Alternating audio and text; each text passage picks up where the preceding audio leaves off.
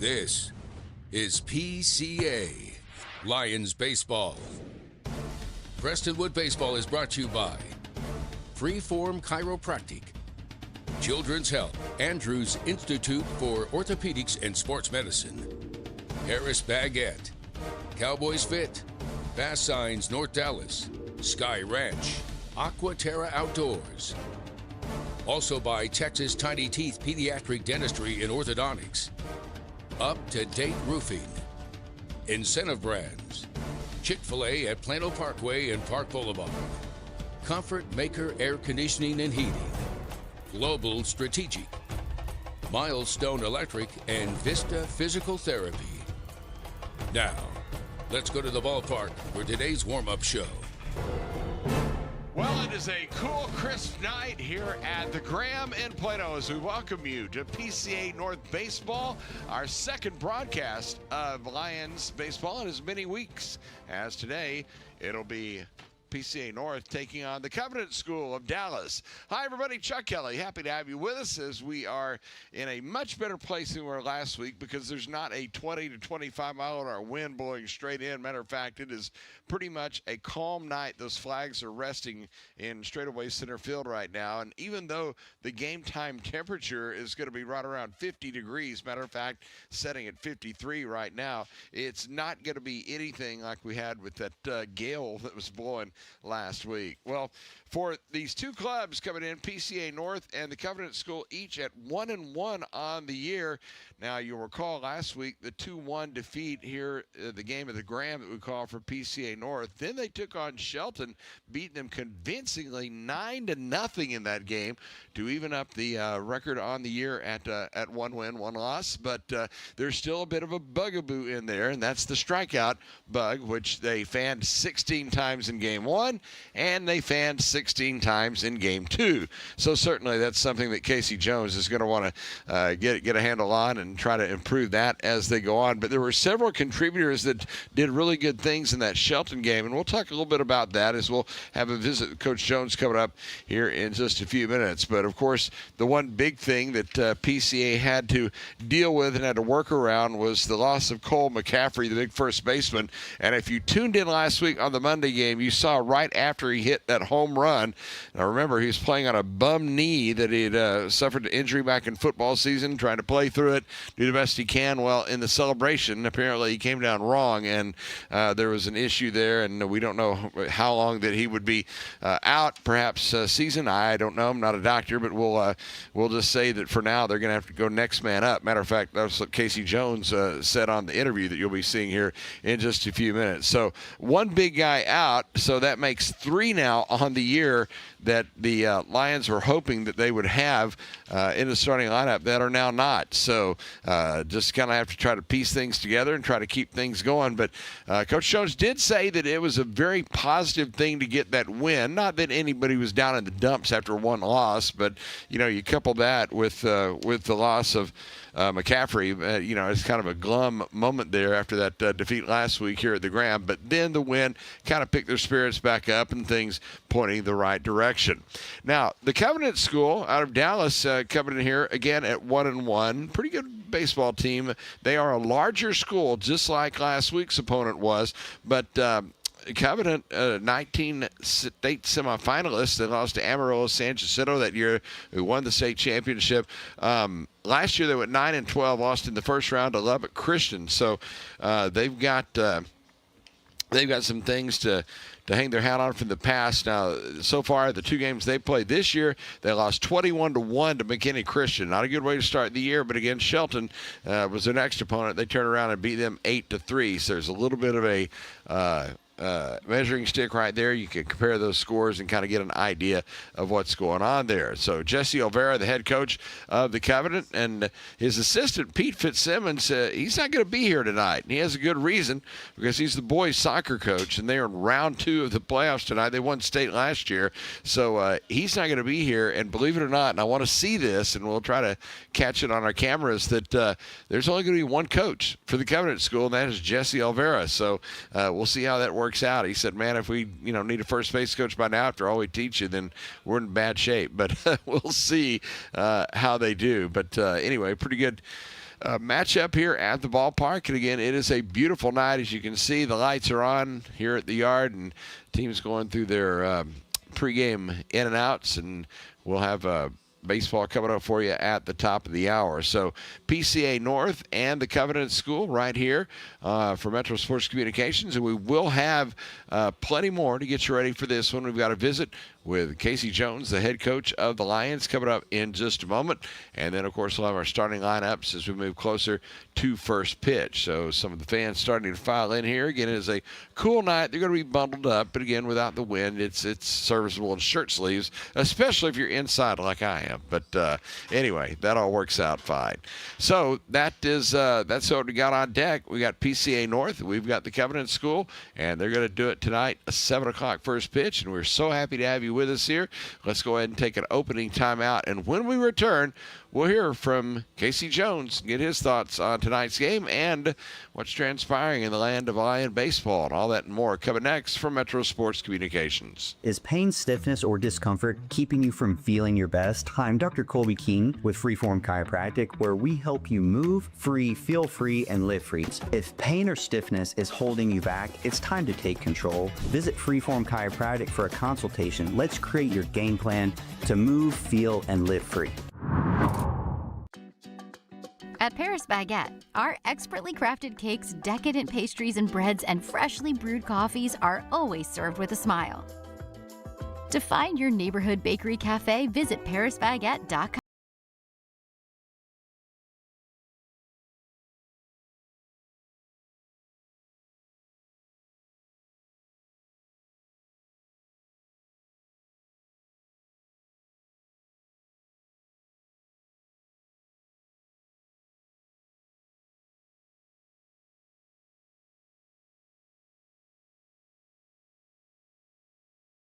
With fast signs, see the visual possibility in your business. See it in lights and flags, on a van, in metal, on the floor, in color. With signs and graphics, you can say anything, do anything, be anything. So make your statement. With Fast Signs, your masterful team of visual marketing experts, anything is possible. Fast Signs, make your statement. More of the warm-up show tonight. PCA North at home taking on the Covenant School. It's time now for our pregame visit with the head coach, Casey Jones. Well, last time we were here, 2-1 ball game last week. It was hard fought. It was your first one out of the gate. I know you've had another since then. We'll get to that in a minute, but tell us about your thoughts of that game that we saw last week here at the Graham. You know, obviously a pitcher's duel, and I was very proud of our team. Great team defensive effort. We've made some offensive adjustments since then to hopefully get some more base runners and driving some runs in the right situations. But overall, very proud of our pitching and defense that night. So you had, I guess, kind of a gloom at the end with, the injury to C-Mac, and that was something nobody wanted to see, especially after a home run. What kind of blow was that to this team? You know, I was worried about the morale, going into practice the next couple of days, but the guys kept their heads up and they worked hard, and it didn't seem to get them down. The senior leaders got the group together and came out ready to play on Saturday and led us to a big win on Saturday. I was going to say, tell us about that. You got right back on the horse and got that dub to even up your record at 1-1. What went right that day? Yeah, so we have played Shelton 2 or 3 times since I've been here, since we started the program, and they've always beat us.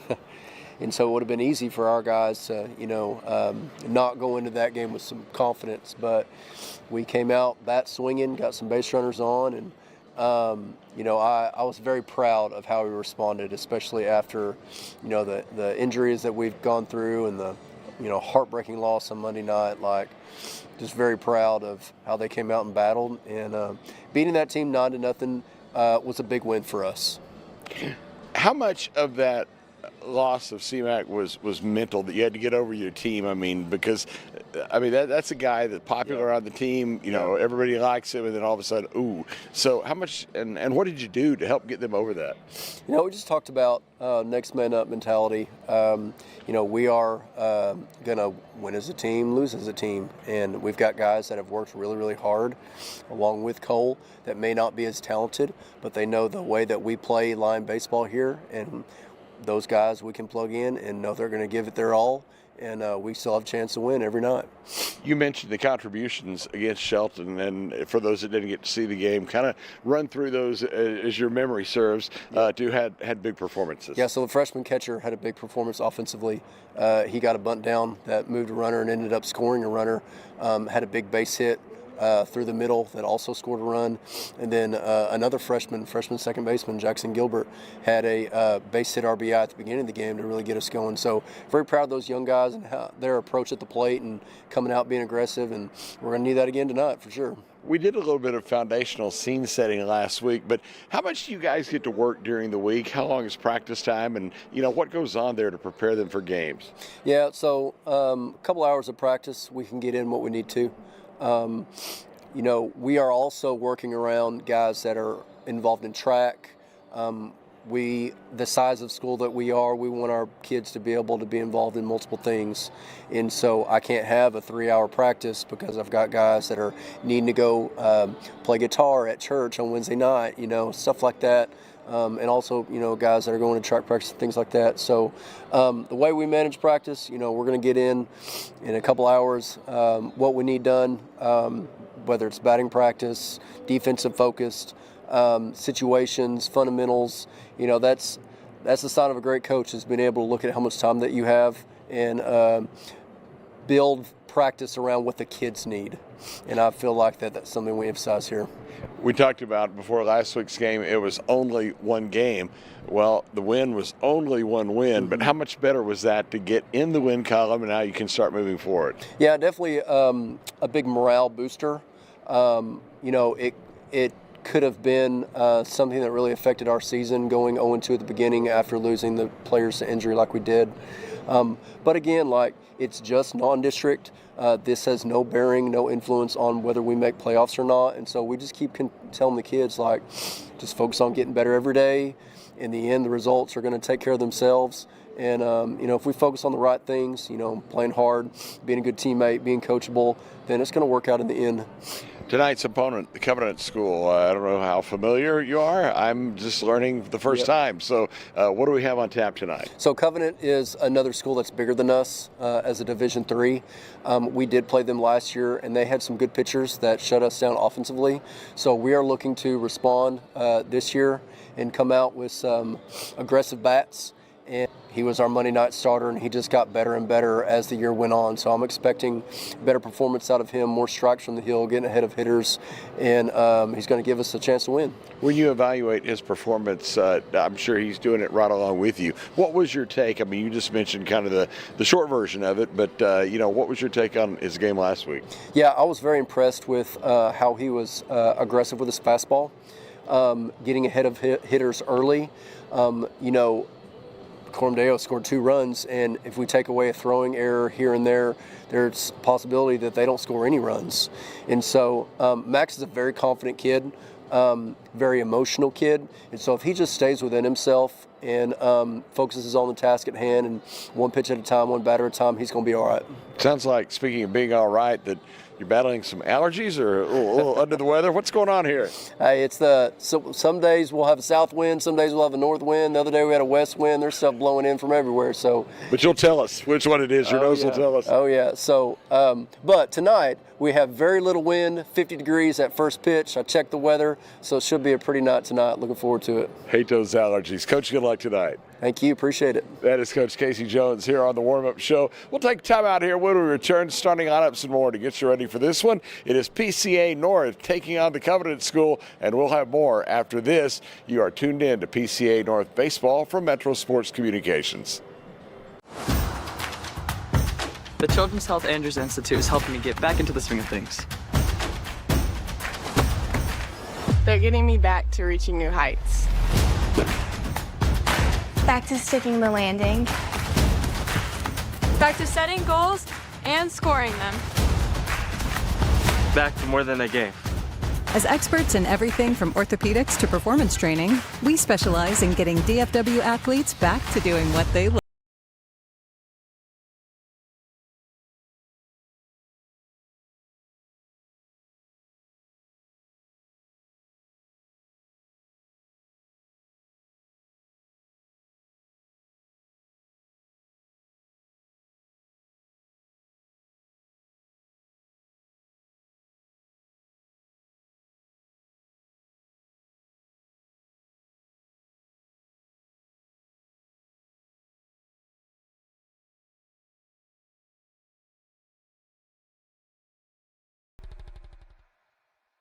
Make your dream outdoor space a reality with Aquaterra Outdoors. From full-service design to construction for landscaping, pools, and outdoor structures, we offer everything you need for your ideal outdoor environment. With years of experience and a commitment to excellence, Aquaterra Outdoors, elevating outdoor living to the next level. Contact us today at 214-387-8333 or visit our website aquaterraoutdoors.com and start your journey to the ultimate outdoor experience.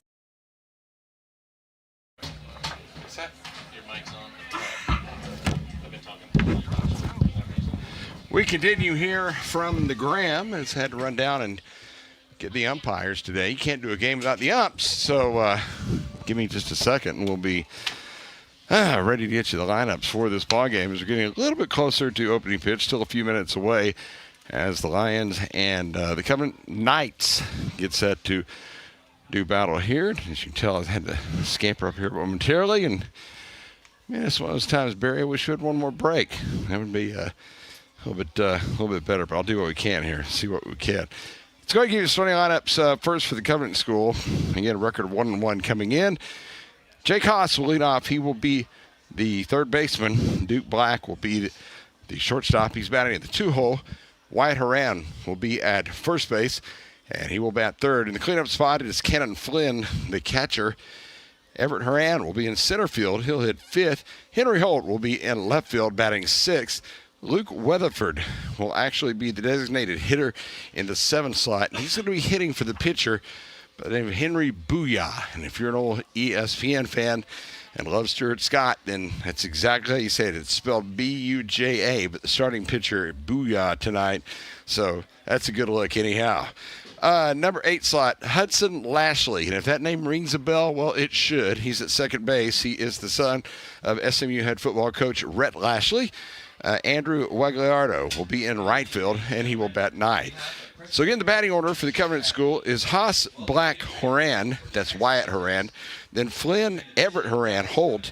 Then Weatherford, Lashley, and Wagliardo from top to bottom.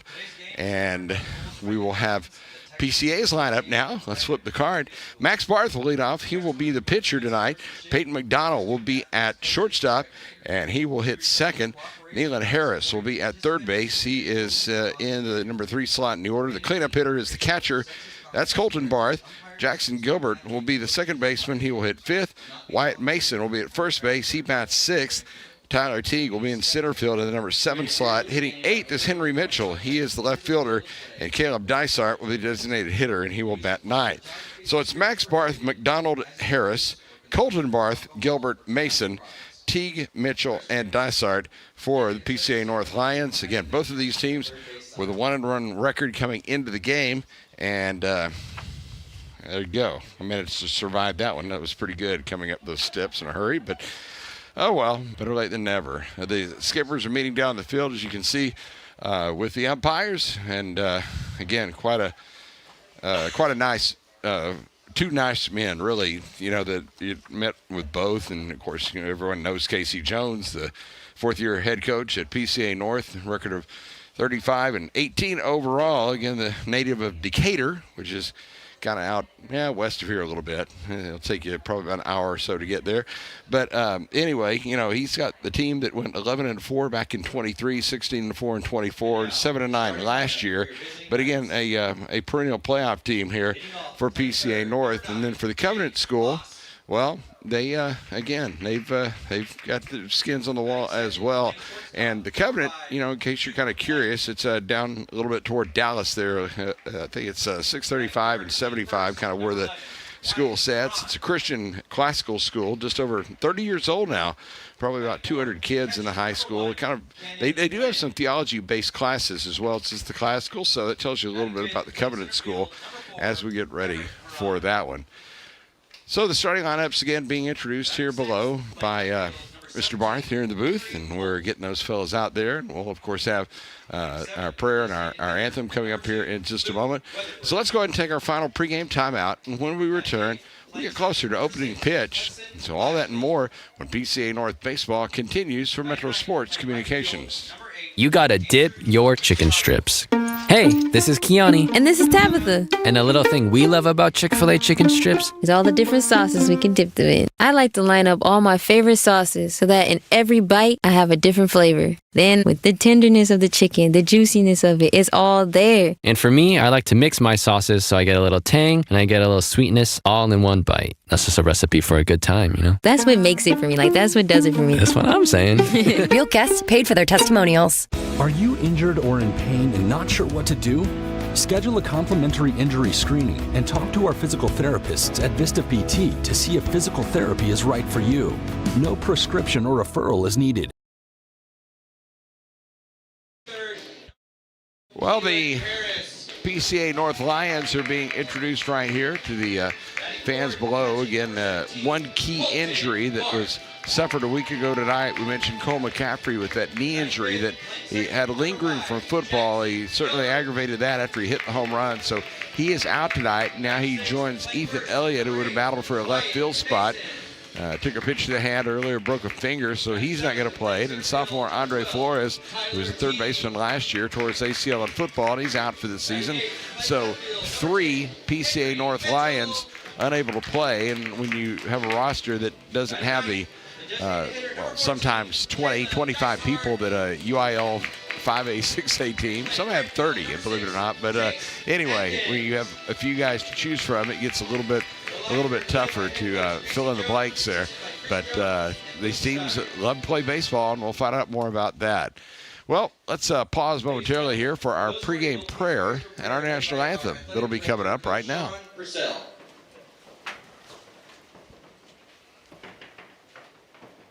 Dear Heavenly Father, thank you so much for this evening to play the wonderful game of baseball, which we love so much. Thank you so much for just all the talents and gifts that you blessed each one of our athletes with.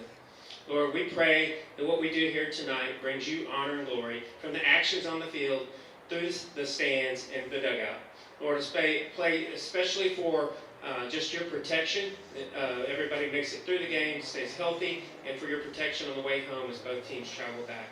Lord, most importantly, we thank you for your Son, Jesus, and his death on the cross to give us everlasting life with you. We ask all these things in your Son's name. Amen.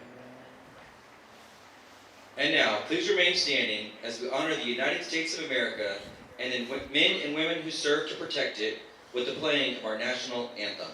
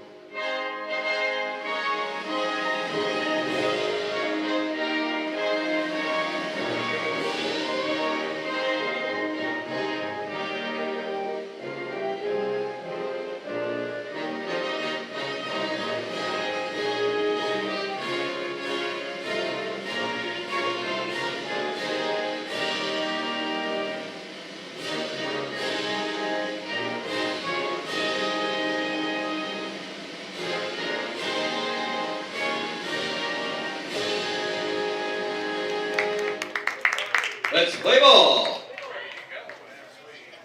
continue here from the ballpark here at the Graham.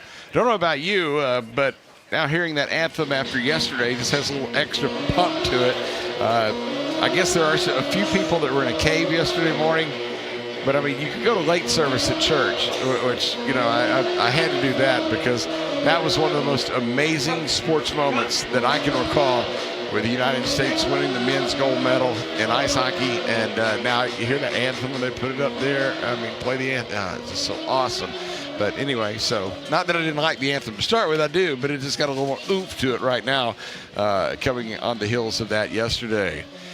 So, ready for baseball here, PCA North and the Covenant School. Maximus Barth out on the mound, warming up with his brother Colton Barth behind the plate, and they'll be getting ready to see if they can get off to a good, crisp start. Again, 2-1 last week was the loss to Corm Deo, and it was a pitcher's duel. We got out of here in, I think, in an hour and 37 minutes, I believe, was the game time last week. So, a well-played game. Again, the strikeouts were a problem. That's something that PCA North's going to work on, try to limit those just a little bit here, and we'll see how Mr. Booyah on the other side, what kind of stuff he has that may cause some problems, but I'm sure they've been working on it, and we'll see if they can get more contact and, you know, get some more runs on the board. But again, after losing that 2-1 game on opening night last Monday, then turning around with a 9-0 win over Shelton, we're talking about PCA North now, then things starting to feel a little bit better. Now, looking around the North defense, if you want to get that set, Neelan Harris, the third baseman, Peyton McDonald, the shortstop, Jackson Gilbert, the second baseman, and Wyatt Mason, the first baseman. Around the infield, the outfield with Henry Mitchell in left, Tyler Teague is in center field. Number 9. No, you a right fielder. Oh, that's Atkins who is out there.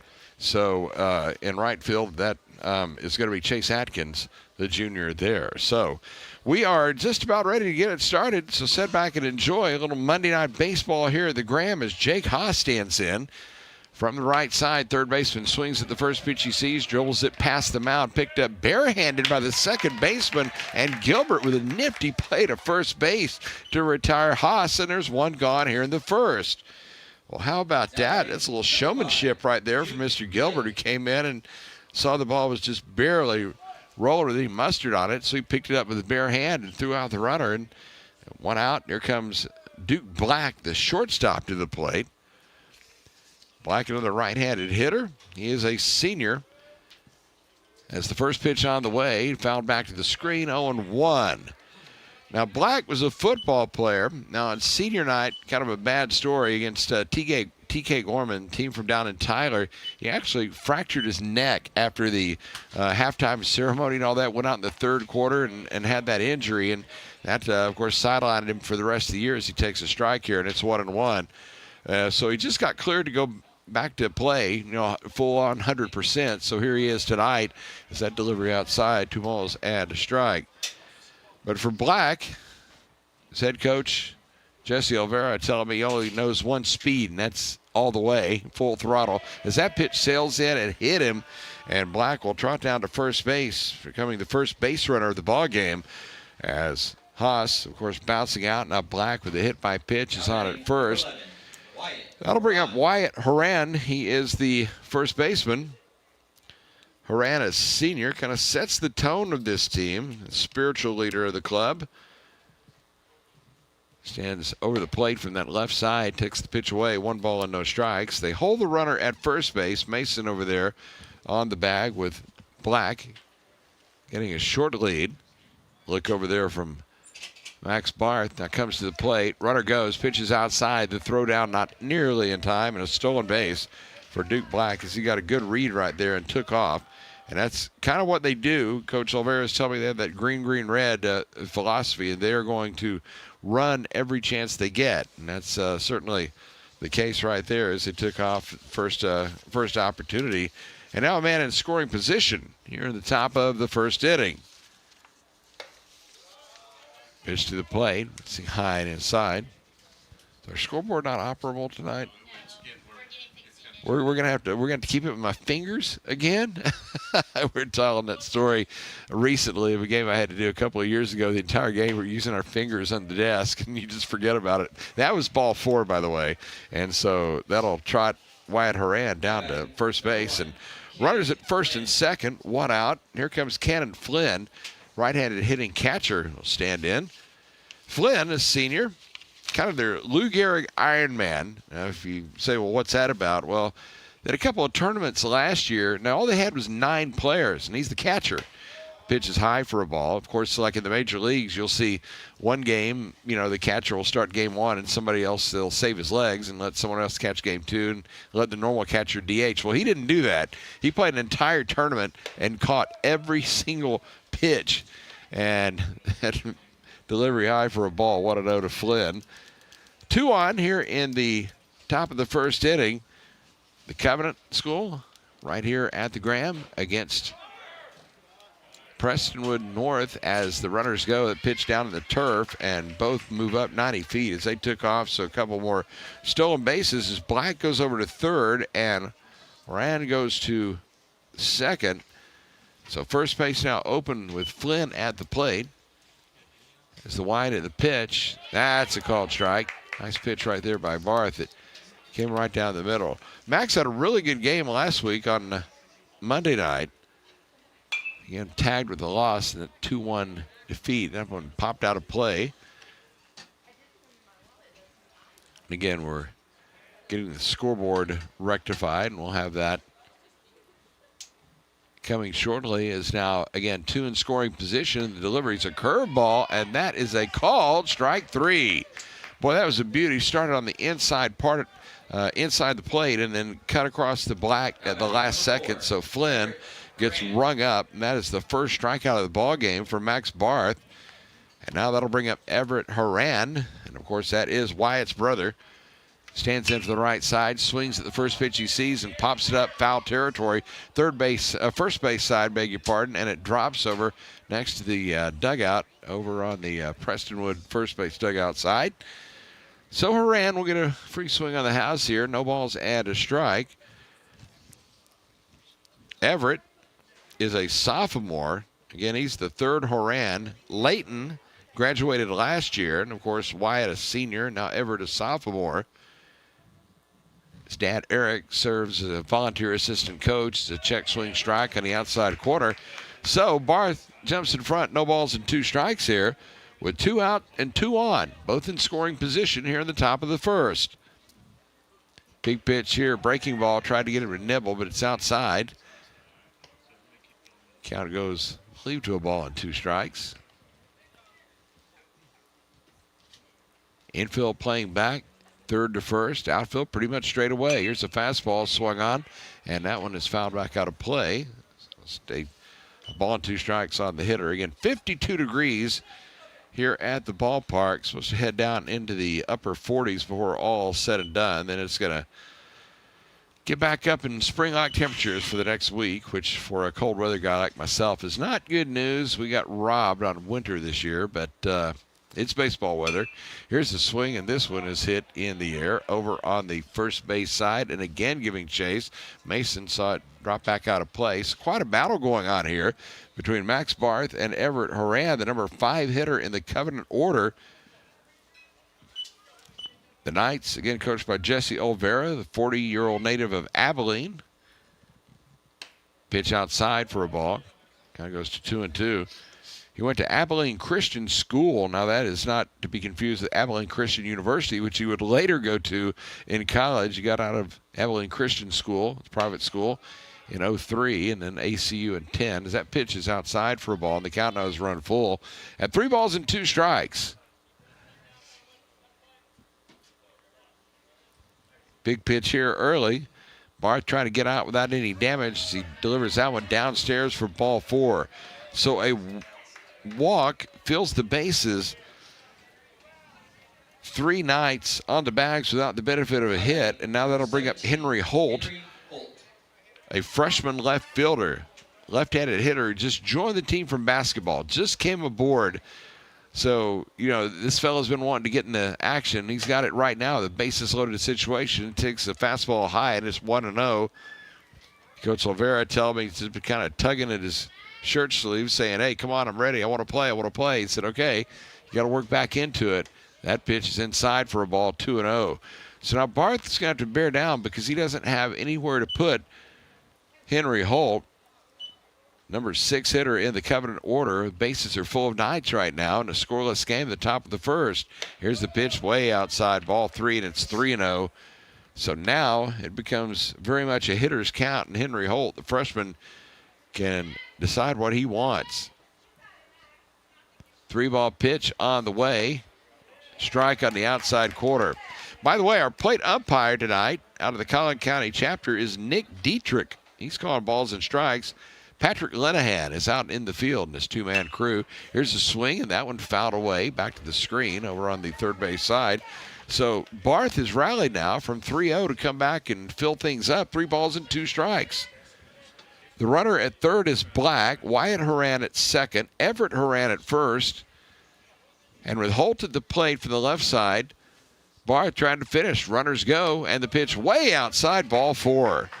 And it's 1-0 Covenant as Holt gets the RBI as everybody moves up 90 feet. And that was certainly not what Max Barth wanted to do, as he couldn't seem to lock in there on that particular at-bat until right at the very end. But too late. The hit by pitch to Black. Now 3 consecutive walks has forced it to run. It's 1-0. We'll get a visit to the mound as Casey Jones wants to come visit with Max Barth. You don't want to let this one get away early. You heard Casey talk about in the pregame that there's a lot of time for the Lions to, experiment, do things, to kind of get set as a team. These games don't count, of course, toward the playoffs yet, but let him work through some situations here. And of course, Max Barth, top of the pitching ladder. He's a guy that's got to have things going. We saw exactly how effective he could be last week in that game against Cormdeo. So 1-0 the score. Here comes Luke Weatherford, the designated hitter. The right-handed batter swings at the first pitch and fouls it off on the right side. No balls and a strike. Weatherford, a senior, can play just about anywhere. DH, pitcher, catcher. He led the team in hitting last year during district play, so he's got a big bat. When it heats up, pitch outside. It's now 1 ball and 1 strike. Now, we mentioned earlier, Covenant missing 3 players tonight who are in the soccer playoffs. As the delivery, that one's downstairs, and it's now 2 balls and a strike. Nathan Sosnowski, Andrew Kern, and Caleb Meyer, all with that soccer team in playoff action this evening. Here's the pitch. That one is a strike on the outside corner. Now goes to 2-1. So a ground out, a hit by pitch, a walk, a strikeout, and then back-to-back walks that forced in 1 run. 1-0 at this point as the delivery curveball called strike 3. Well, I was 1 strike off, but that's okay, as the Lions will take that one as Weatherford gets rung up, and Barth, despite giving up the run, has a huge strikeout to end that inning. 1 run without the benefit of a hit, and the bases left loaded. Could have been a lot worse, so good job there by Barth to limit the damage. At the end of a half, it is the Covenant School 1 and PCA North 0. And you are tuned in to Lion Baseball for Metro Sports Communications.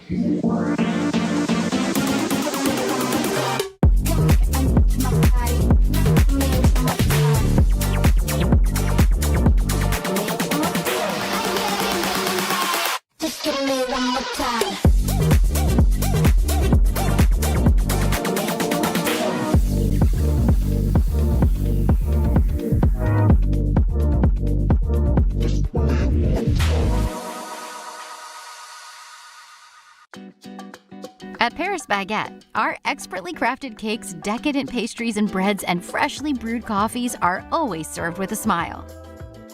To find your neighborhood bakery cafe, visit parisbaguette.com.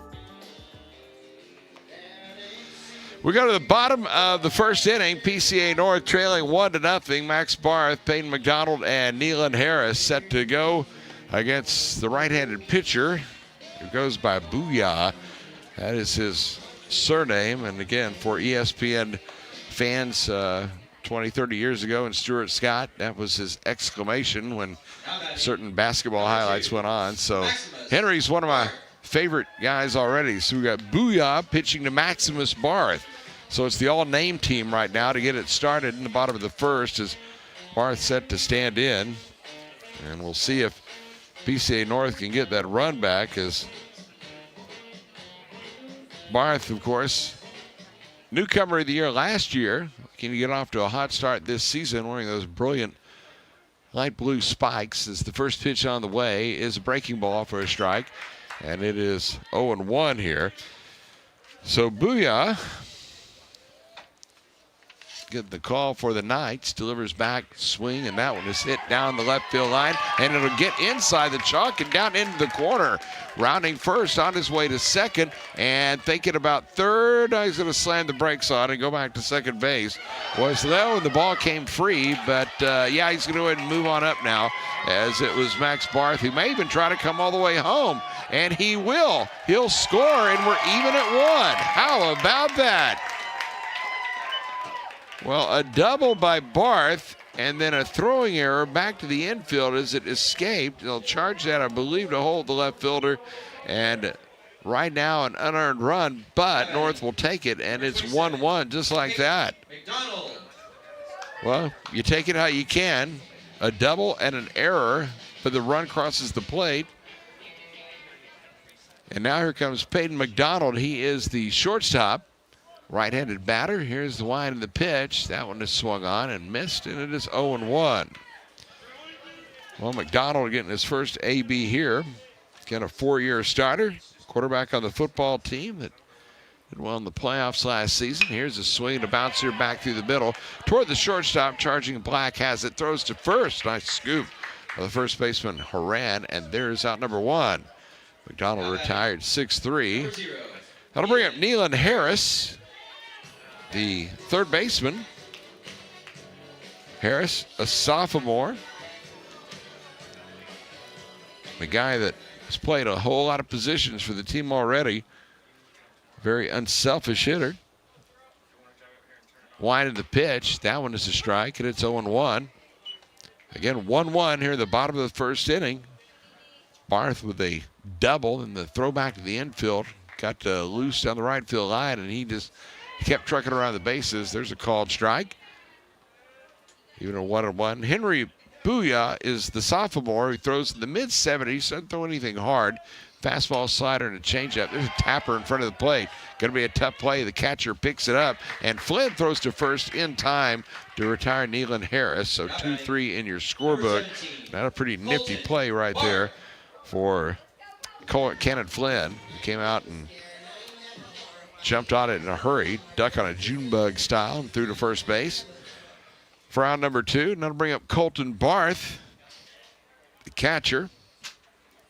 Left-handed batter at the plate. Barth, a freshman. And we told you there's a big hole that needed to be filled behind the plate, and he does just that as that pitch outside. 1 ball, no strikes. 1-1 game here at the bottom of the first inning.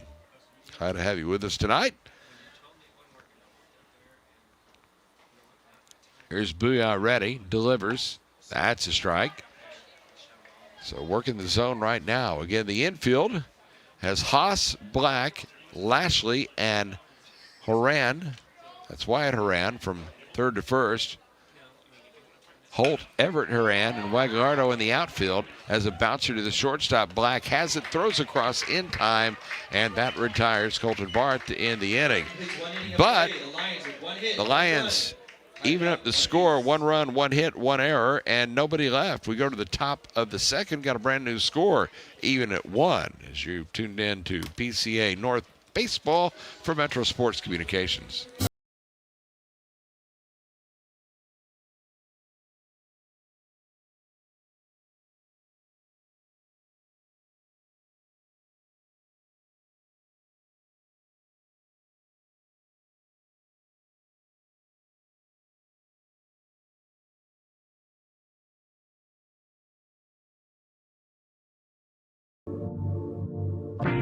Storm damage? Don't wait until it's too late. At Up to Date Roofing, we bring top quality craftsmanship, honest pricing, and fast service to protect what matters most, your home. From repairs to full replacements, we keep your roof and your home up to date. Call us today and stay covered, rain or shine. Up to Date Roofing, keeping you covered no matter the weather. Top of the second inning, PCA North and the Covenant School even at 1, as up to a good start tonight on a crisp evening here in Plano with a temperature just above the 50-degree mark and lights on here at the yard. As Max Barth out warming up for his second inning of work. Now, he faced 7 hitters there in the first inning, and that was a lot of his own doing because he walked 3 and hit a batter.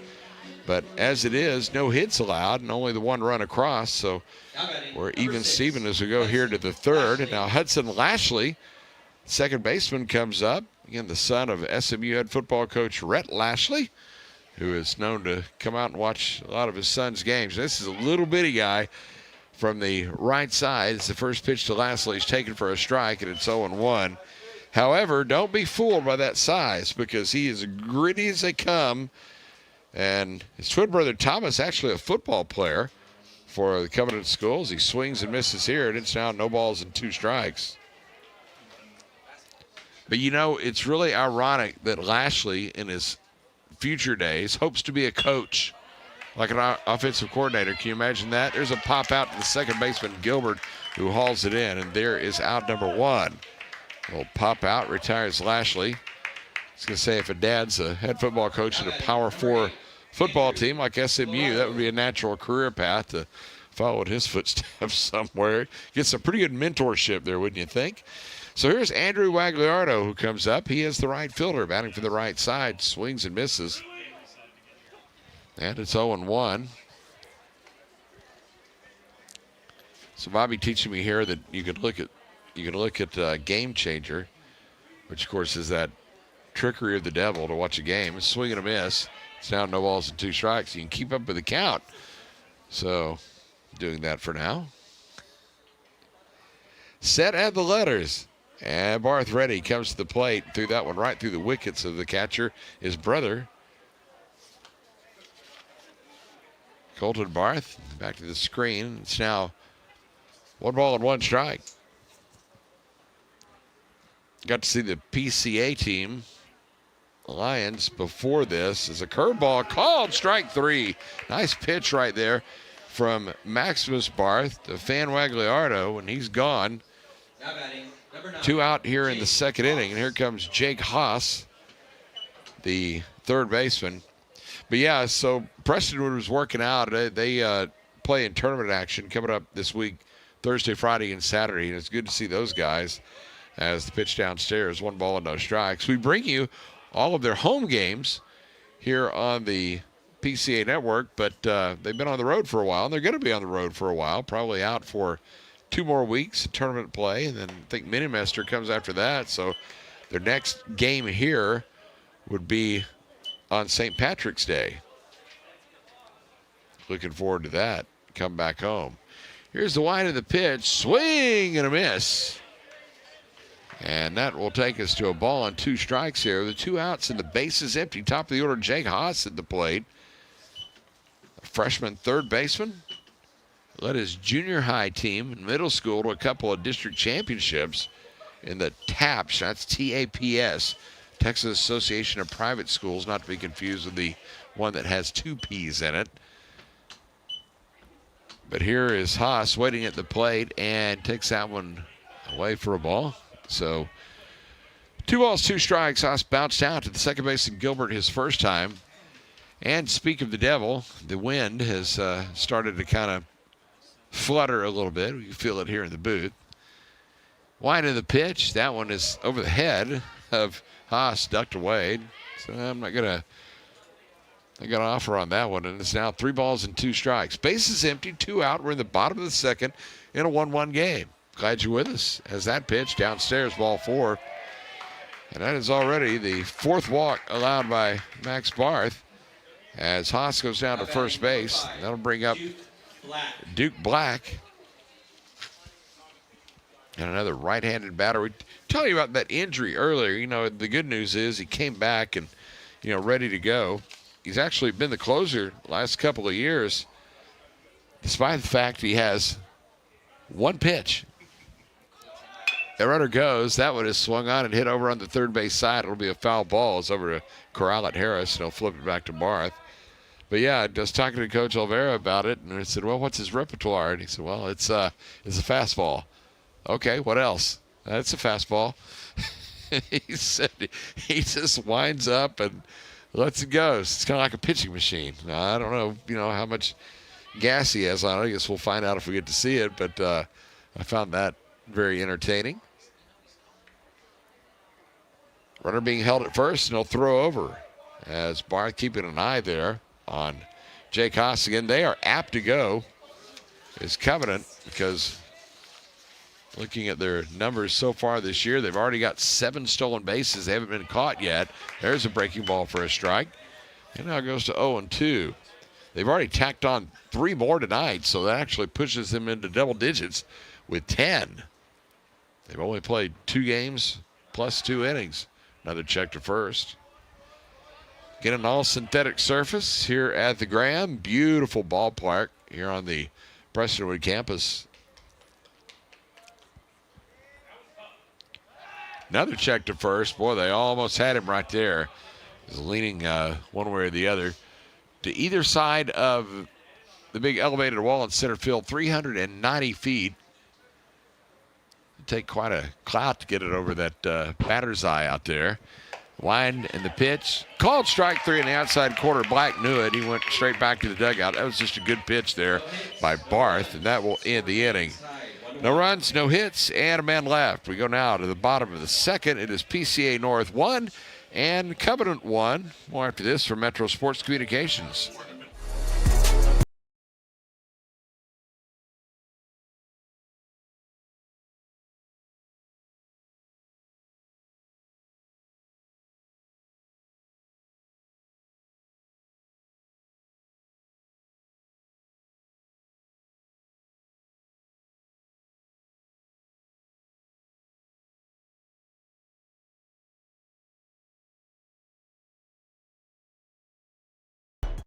It's not about fixing air conditioners.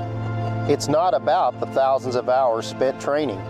It's about homeowners resting easy, knowing they can trust us in their homes. It's about keeping a family cool and comfortable in the dead of summer. At Milestone, it's more than just a job.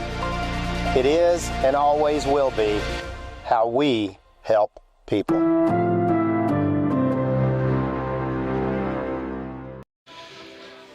Well, a good game so far. 1-1 as we go to the bottom of the second inning. It's going to be Jackson Gilbert, Wyatt Mason, and Tyler Teague for the Lions. We'll go to work here against Henry Booyah, who gave up the double to Max Barth, who came around to score on the very same play thanks to a throwing error back to the infield. But then he retired the next 3 hitters on 3 ground ball outs. So he's inducing the Lions to hit it into the turf. We'll see what Gilbert does here as he stands in from the right side and takes the first pitch outside. It's 1 ball and no strikes. So Gilbert, only a freshman, very talented. His mom, Kristen, is a lower school teacher as that one is swung on and hit in the air over in foul territory, first base side. And the first baseman, Moran, comes over, and that is Wyatt who makes the grab, a pop out. And Gilbert's gone. There's 1 out here in the second. Here comes Wyatt Mason now, the first baseman. Mason, left-handed hitter. It's a right-handed pitcher. Mason, a junior. Speaking of teachers, his mom in the lower school, Ashley. I guess this is mom night here. We're going to jump on Mother's Day or something. Here's the pitch inside, 1 ball and no strikes. Wyatt, as we told you last week, a baseball-only player. That's his passion, that pitch inside and low for a ball. Now goes to 2 balls and no strikes. 1-1 game here in the bottom of the second inning. High school baseball, if you're unfamiliar, goes 7, not the 9 like the big leagues. Here's a swing and a miss, and now it's a ball and 2 strikes. He didn't get a good cut at that one. Mason We'll see what he does here.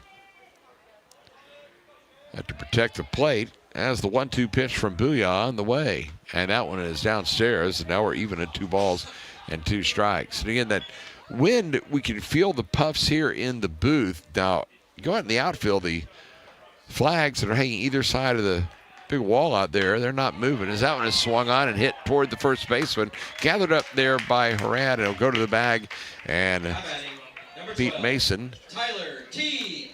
So that is 4 ground ball outs of the 5 that PCA North has so far. So whatever Booyah has that's working, they're pounding it into the turf. And here comes Tyler Teague now, the center fielder, right-handed batter. Teague takes the first pitch away, 1 ball and no strikes. Teague is a senior, and he was very good on the PCA North football team at wide receiver and safety. Got some really good speed. Pitches outside, 2 balls and no strikes. Both of these teams 1-1 coming into this game. Early season action. Here's the delivery. That one is swung on and missed. Count goes to 2 balls and a strike to Tyler Teague. Henry Mitchell waiting on deck. Booyah sending straight up and down, holds that glove, belt high. Now delivers. That's away. And it's now 3 balls and a strike. Well, Booyah's been good so far. No walks through the first inning and 2/3. The only hit he's allowed, the double to Barth. Is the wide and 3-1 delivery, and that one is pounded into the turf right in front of home plate. That's a foul ball. So the count goes full here to Teague.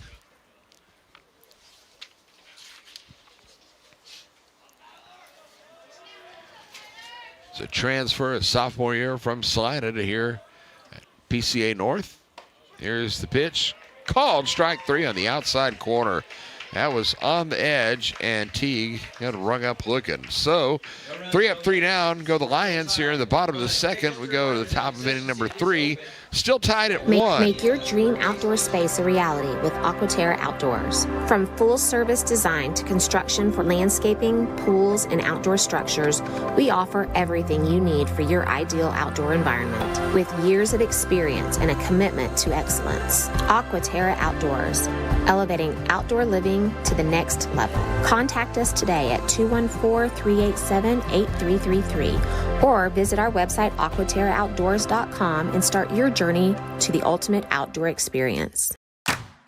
With fast signs, see the visual possibility in your business. See it in lights and flags, on a van, in metal, on the floor, in color. With signs and graphics, you can say anything, do anything, be anything. So make your statement. With Fast Signs, your masterful team of visual marketing experts, anything is possible. Fast Signs, make your statement. Bottom of the second, and it is 1-1 between PCA North and the Covenant School as we do battle here at the Graham. I've now been given a courtesy jacket here in the booth to kind of keep me warm as that been starting to blow in. First ball swinging. It is number 3 hitter Wyatt Horan, the first baseman who walked and stole a base his first time. Of course, do we want to throw people under the bus? Should we do that on a Christian broadcast? I don't know. Our engineer, Barry Walters, who does 5,000 things in a day getting ready for a broadcast, somehow forgot to pack his jacket. So me being the great dude I am, pat myself on the back, said, here, let me give you the jacket off my back, Barry. And that was a good idea until this wind started blowing. Here's a swing, and a ball popped up over on the third base side. Harris there to haul it in, and there is out number 1. So after all of that, Bobby managed to said he had an extra jacket, so I have been given a jacket off someone else's back, and we're just all warm now. Barry's warm, I'm warm, we're all warm, and we got baseball, so it's a good deal. Cannon Flynn, he catcher the plate, takes that one high for a ball. Flynn, again, a senior, really one of the spirit guys on this team. He has something. He takes that pitch outside. They call it the Channel Night. It's something they do kind of like a little program. They do it on Instagram. Now, some young people know what that is. I don't. Here's a swing and a bouncer off the pitcher's glove. Going to deflect toward Gilbert, and now he falls down, and the runner is safe as Flynn on at first. That's going to be a tough scoring decision because Barth came over and got a glove on it, and then it kind of carried over toward Gilbert, and he was going to have to make a really good play. So, if that's an error on Barth, it's going to be a tough one, but, it's hard to say that that's a single either. So I'm waiting on the official score to tell me, but we're going to call it a hit, all right? Again, we do everything for the Lord here. It is a hit and a man on at first. It's now... Here comes Everett Horan. Well, Flynn will take it because that's good for his batting average. He's now 1 for 2 on the evening. He's on at first. Mason holding him on in a 1-1 game.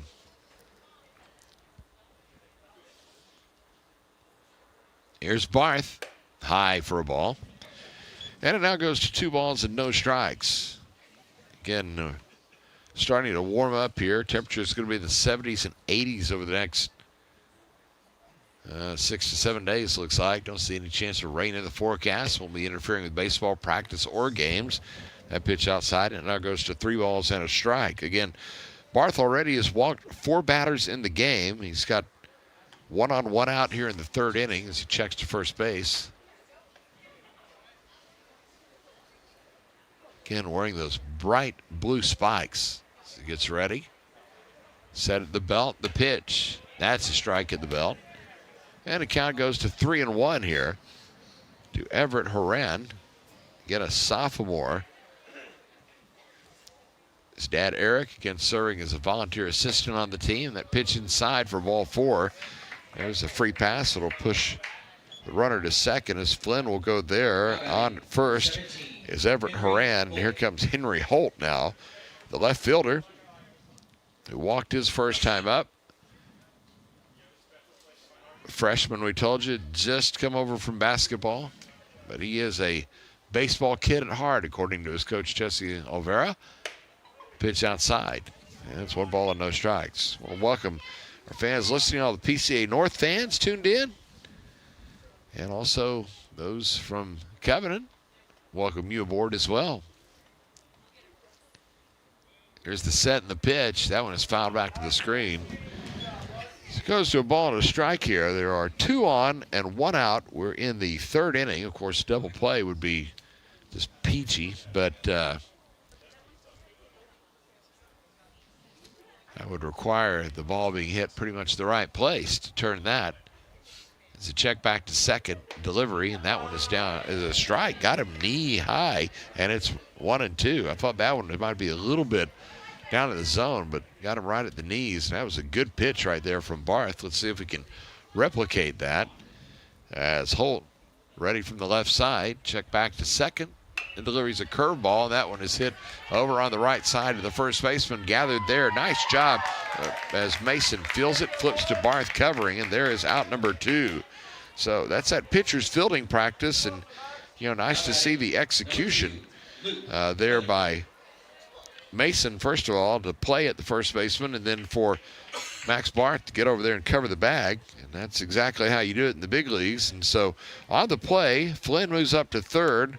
Everett Horan is now at 2nd. And Luke Weatherford, the DH, is up.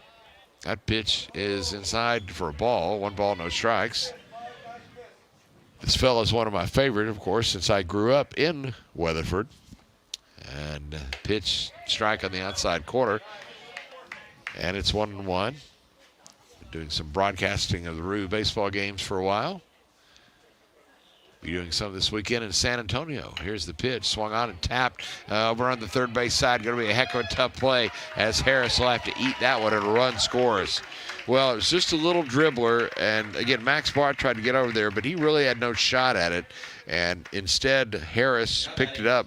By the time he did, there was no chance to get Flynn, who crosses the plate to make it a 2-1 ball game. And of course, up to 3rd, goes Everett Horan with Weatherford getting an RBI, and he's safe at first. So here is Hudson Lashley, second baseman. Popped to second his first time, so he is 0 for 1. Runners at first and third right now after that infield single and the throw over. Oh, it was awfully close. A couple of the Lions starting to step toward the dugout, but the base umpire there, Patrick Ledahan, said nope. Wasn't in time. 2-1 the score. Covenant on top here in the third. Double bluff has been outlawed in the big leagues, but you can still do it at the high school level. Back to the plate, swing and a miss. Now goes to 1 ball and 1 strike here.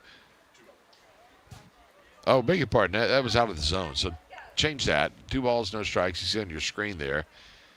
I'll pay attention. There's a swing and a miss. Now it is 2-1. Told you that strike was coming. I was 1 pitch ahead. 2 balls, 1 strike, 2 out, 1 run in here in the third. 2-1 Covenant on top. So now the set. Barth is ready and deals. Runner going from first. It's a curveball. That one is taken for a ball, and no throw down, of course, as Weatherford steals that uncontested. That is now 4 stolen bases in the game for the Covenant School. Back to the plate comes Barth. Swing and a miss. And the count now goes full to Hudson Lashley. So a big opportunity here. And back to the plate. That's taken for ball 4. Well, again, Lashley, beg your pardon, is not one of the largest targets over on the first base, over on the, start over again, on the right side batter's box. So you got to really pinpoint that strike zone, and Barth unable to do it there, and he issues his 6th walk of the ball game. And now here is Andrew Wagliardo, the right fielder. Takes the first pitch ball. Barth back to the plate. Gets the outside corner, and they'll even it up at 1-1. Wagliardo, a junior, was at Covenant as a freshman, then left for a year and came back this season. Swing and a miss. And it's now a ball and 2 strikes. He has a passion for learning the game, and Coach Olvera said he's really rooting for this kid. Here's the wind of the pitch, just outside. Oh, the catcher, Barth, Colton Barth, trying to steal that one as he's heading for the dugout over the first base side. Plate umpire Nick Dietrich said, get back here, we're not done yet. So ball and 2 strikes, 2 outs. In the bases full of Knights right now. Here's the pitch, that's outside. Now, it's a little bit on the dicey side for Barth because there's nowhere to put Wagliardo, the 9-hole hitter. Payoff pitch, high and inside, ball 4. Or some of the PCA North fans thought it caught his bat, did it? I just backed out of the way, but apparently a foul ball. So I do beg your pardon. That is a do-over now as we'll go back to 3-2. He backed out of the way and it caught his bat. That's what it was. So we'll do it again. Wagliardo in for the right side. The deliveries, the runner goes, and it is downstairs. Ball 4. And he will toss the bat away, and runners will move up 90 feet each as Everett Horan crosses the plate. The 3rd run of the game for the Covenant School. Luke Weatherford goes to 3rd. Lashley now to 2nd, and Wagliardo is at 1st. And now here is Jake Haas, 3rd baseman. Bounced out to 2nd and walked. Takes the first pitch out of the zone. 1 ball, no strikes. Here's Barth to the plate. That one's outside, gets back to the screen. They'll try to send the runner from 3rd, and he scores. And the throw gets away back to the infield. Fortunately, the shortstop, McDonald, will come back to get it. So a wild pitch will allow a 4th run to score for Covenant. And it's now a 4-1 ball game. Over to 3rd base goes Lashley. Wagliardo moves up to 2nd, so 2 more in scoring position. Maximus Barth going to have to bear down here, and he comes to the pitch inside of the low.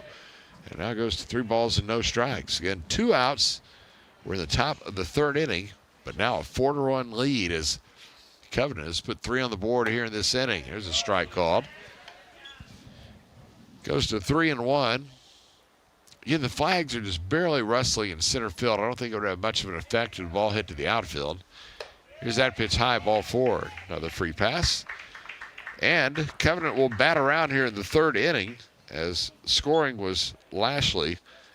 Now a 5-1 ball game. Wagliardo to 3rd.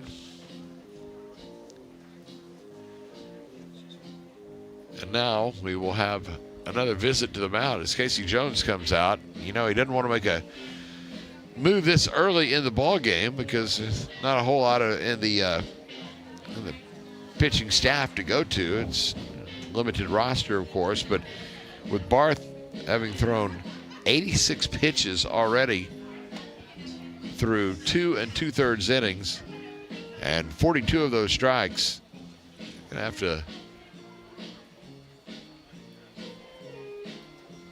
perhaps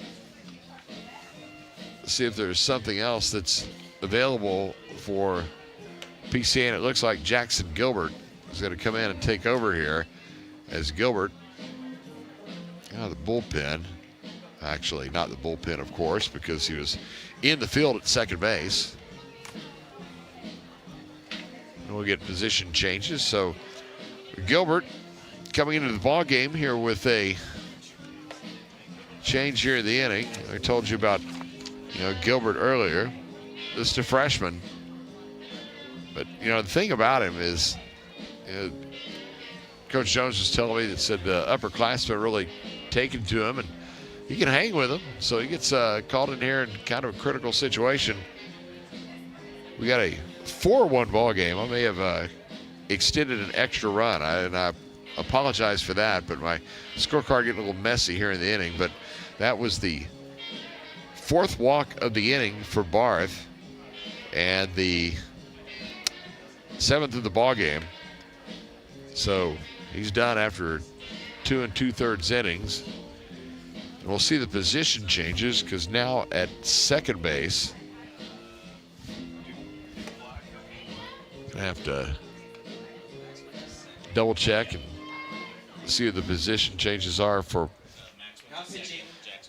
So it's just a straight change. Okay, so Max goes to second base. Thought I saw somebody else sprinting out, just making up things here, but it was a straight change. Barth for Gilbert, and now here comes Duke Black to the plate. He's hit by a pitch and struck out in his 2 plate appearances. So here's Gilbert's first delivery, and that's a big curveball. Drops through for a strike, and it's 0-1. Well, you see right there, that was a pretty filthy pitch. Started way inside and had a big break over the plate. Right-hander ready, deals the 0-1. That's fastball high and away, and it's 1 ball and 1 strike. So the runner at third is Lashley. I tried to score him just a minute ago. I was in front of myself. Wagliardo at second and Haas at first. 4-1 the score, not 5-1. Pitch is a strike, and it's now 1-2. Well, it was 1-1 coming into the setting, but now Covenant has seized the lead. We'll see if the Lion bats can get going. They come back up. Swine to the pitch. Curveball swung on and missed. Strike 3. Well, that's a pretty nasty pitch right there from Jackson Gilbert as he comes in and slams the door on this Covenant rally. So they come up with 3 runs in the inning, only a couple of base hits in both of the infield varieties. They took advantage of 4 walks in the inning. They leave the bases loaded, and we go to the bottom of the 3rd inning with our new score, Covenant 4 and PCA North 1. This is Lion Baseball from Metro Sports Communications. Is pain, stiffness, or discomfort keeping you from feeling your best? Hi, I'm Dr. Colby King with Freeform Chiropractic, where we help you move free, feel free, and live free. If pain or stiffness is holding you back, it's time to take control. Visit Freeform Chiropractic for a consultation. Let's create your game plan to move, feel, and live free. The Children's Health Andrews Institute is helping me get back into the swing of things. They're getting me back to reaching new heights. Back to sticking the landing. Back to setting goals and scoring them. Back to more than a game. As experts in everything from orthopedics to performance training, we specialize in getting DFW athletes back to doing what they love. We go now to the bottom of the third inning. It's 4-1. We're talking about fire stories in the press box and concession stands and things like that. No, we don't have one here tonight, but we're talking about some of that during the break. So it suddenly got a little bit chillier. That wind starting to rustle the flags now in center field. You know, it's kind of strange because normally the wind lays down when it gets dark. And caught a couple of games over the weekend out in Weatherford, and it was about 20 miles an hour all day. And the minute the sun went down, the wind goes poof, right there with it. But anyway, we'll go now to the bottom of the third inning, 8-9-1 for PCA North. This leadoff hitter is Henry Mitchell, and the left fielder takes the first pitch for ball one from Henry Booyah, who's been staked to a nice lead now at 4-1 as he misses again. And back to the plate. That one is inside for a ball, and now 3 balls and no strikes. So the Lions need base runners, and they've got the opportunity to get some right here with Mitchell at the plate. As back comes Booyah, swing and a miss, and it's now 3-1.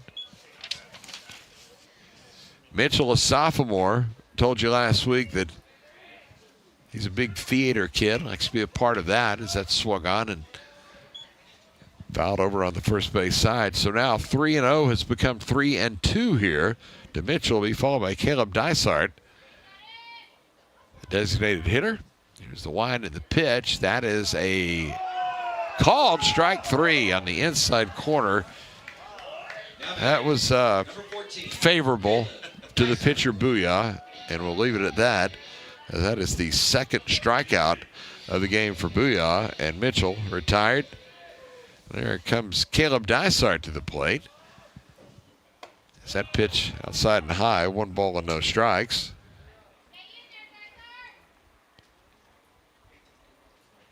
Interesting note on Dysart, and I'll tell you about it after this swing and a foul at the plate, is that he actually got an award this last week. He's the first Lion Legacy graduate. That 2026 class. His dad, Clayton Dysart, was in the 2005 PCA class, graduated then.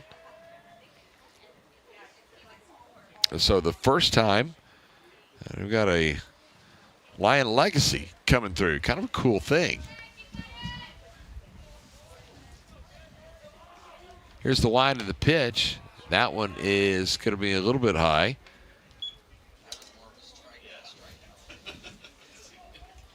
One out, bases empty. We're playing the bottom of the third inning.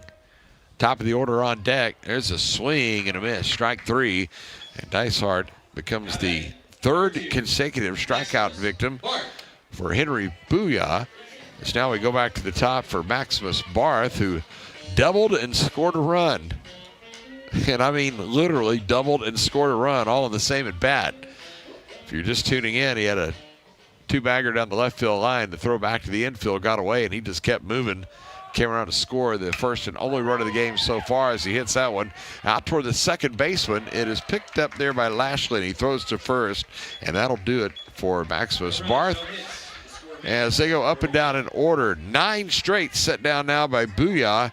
As we go to the top of the fourth inning, it is Covenant 4 and PCA North 1. And Lion Baseball continues after this for Metro Sports Communications. Hey there, Lion Nation. I'm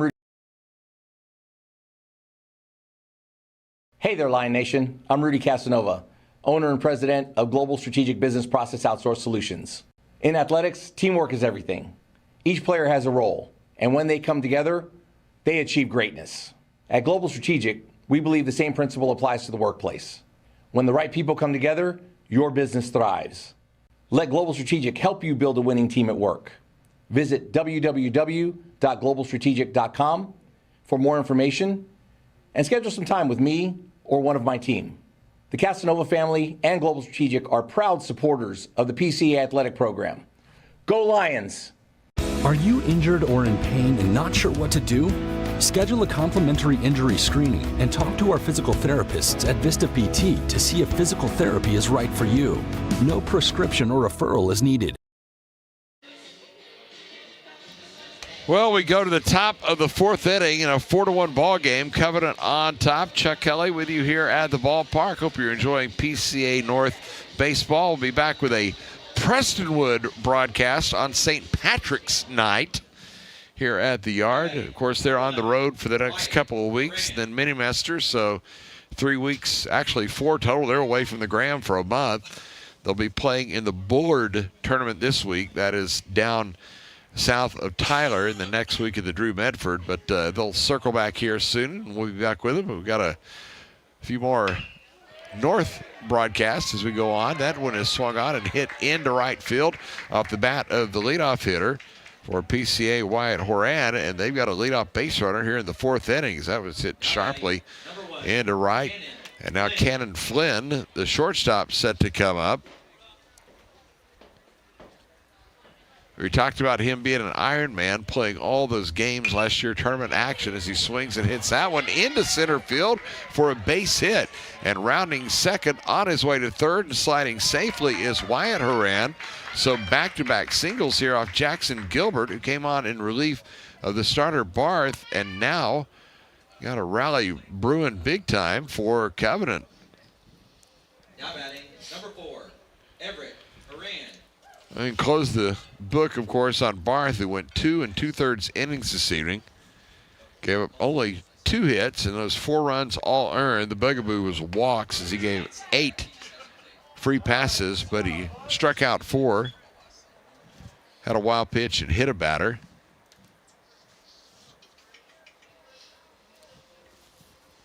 First pitch to Everett Horan was a strike. Runner at second and third, both in scoring position, of course, as that one inside. Now 1 ball and 1 strike. I like the excitement of the PCA North games. I've just noticed something that, when the Lions hit a ball, everybody's excited about it. I mean, it's like, come on, guys. Kind of has that feel. You get kind of jaded watching, some other teams. Here's a pitch called strike, and it's now 1-2. So you got an energetic crowd here, rooting the home team on. Kind of cool to see. Right into ready. Here's the pitch. Nice block by the catcher, Barth. Keep that one from skipping past. Gilbert on the mound. Max Barth again went to second. There's a simple switch between the two. Harris, McDonald, Barth, and Mason now in the infield. It's the line and the pitch. That one is high and inside. It backed him away, and the count goes full now. 3 balls and 2 strikes. Gave you Barth's numbers. He threw a lot of pitches. Again, 86 in that short stint, 42 of those strikes. Here's the set and the delivery. That big curveball misses outside, ball 4. So Gilbert, who had it going when he came on there in the third against Duke Black, has now run into a little bit of trouble as he offers his first free pass here in the fourth inning. And that'll bring up Henry Holt, the left fielder who walked and has bounced out in his 2 plate appearances, so he's 0 for 1. Here's the line of the pitch. A little check swing, and that's an excuse me to the pitcher who's going to pick it up, flip home, not in time. And a hit for Henry Holt, who didn't even mean to, I don't think. It just ticked off his bat. And quickly, Gilbert jumped on it, flipped to the catcher Barth at the plate, but already steaming down the line was Wyatt Horan. And now it's a 5-1 ball game. Well, that was an excuse me RBI if there ever was one for Holt, but they all count the same. Here's a swing and a ball hit off the pitcher out towards short. Going to be fielded there by McDonald and throw across to first base. Boy, a lot going on right there as the hitter was Weatherford, and he'll be safe at first on a fielder's choice. So they get the out at second. 6-4, so going back here, filling in the scorecard.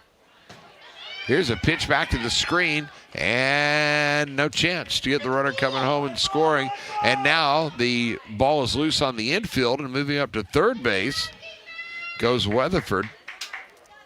So a wild pitch, and have to score a tough error right there to allow the runner to go to third. So wheels wobbling here a little bit in the top of the fourth inning for PCA North. Is now 3 Covenant runs in, and they've got more property at third base as Gilbert misses outside.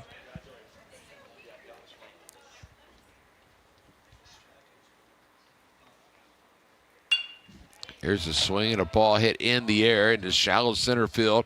Backing out the shortstop, McDonald will catch it. And there is the second out of the inning, and that's a big one as Lashley retired. Now batting, number 8, Andrew. Now here comes Andrew Wagliardo, the right fielder, who struck out and walked. So, again, reconstructing this inning in my messy scorebook. The 3 runs in. Wyatt Horan, Flynn, and Everett Horan all coming across the plate. It's a strike 0-1 to the number 9 hitter in the order. Now Gilbert ready. Comes back to the plate. That one's high. And it's now 1 ball and 1 strike. Wagliardo, again a junior. Mentioned he was at Covenant his sophomore year, or beg your pardon, his freshman year, and now comes back as a junior as he swings and misses at that pitch.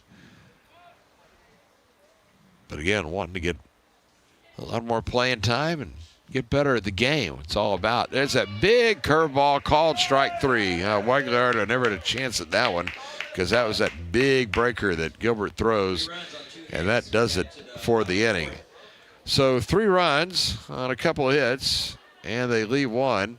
There was an error in the inning as well. We hit the midway point here at the Graham. New score, Covenant 7 and PCA North 1. Lion Baseball, driven by Metro Sports Communications, continues in a moment. At Paris Baguette, our expertly crafted cakes, decadent pastries and breads, and freshly brewed coffees are always served with a smile. To find your neighborhood bakery cafe, visit parisbaguette.com. With friendly and knowledgeable dealers who install long-lasting and reliable systems, you can trust Comfort Maker to keep you a step ahead with advanced technology and exceptional comfort.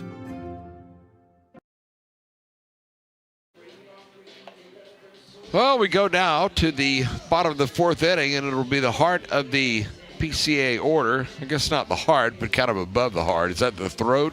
Anyway, it's going to be 2, 3, and 4. It's going to be the guys that should be able to get something started. Peyton McDonald, Nayland Harris, and Colton Barth set to come up against Henry Booyah, who is now in pretty good shape. As so far through 3 innings, Booyah has given up just 1 hit and 1 earned run, no walks, 3 strikeouts, and has thrown only 35 pitches through those 3 innings. And that, of course, is well below the par, which they say is 15 per inning. So he's 10 below par as a swing and a foul back to the screen, which if it wouldn't have been there, would have been right in our booth. So no balls and a strike. Brilliantly lit park here at Graham Field. True showpieces here. Swinging a ball hit out toward the shortstop. 3-hopper out to Black, fires across, and there's out number 1 as Peyton McDonald retired. Back-to-back ground outs to short for him. He's 0 for 2 in the ballgame. And here comes Nayland Harris to the plate. We confirmed here last week that he does have Tennessee in his background. We say it was dad or granddad, or all of the above. I don't know. Dad for sure. Got that volunteer thing going on. Pitch outside for a ball. 1 ball and no strikes. Neyland, if you're wondering what we're talking about, is the name of the volunteer football stadium. That one is outside, and it now goes to 2 balls and no strikes here to Harris. It's just a sophomore.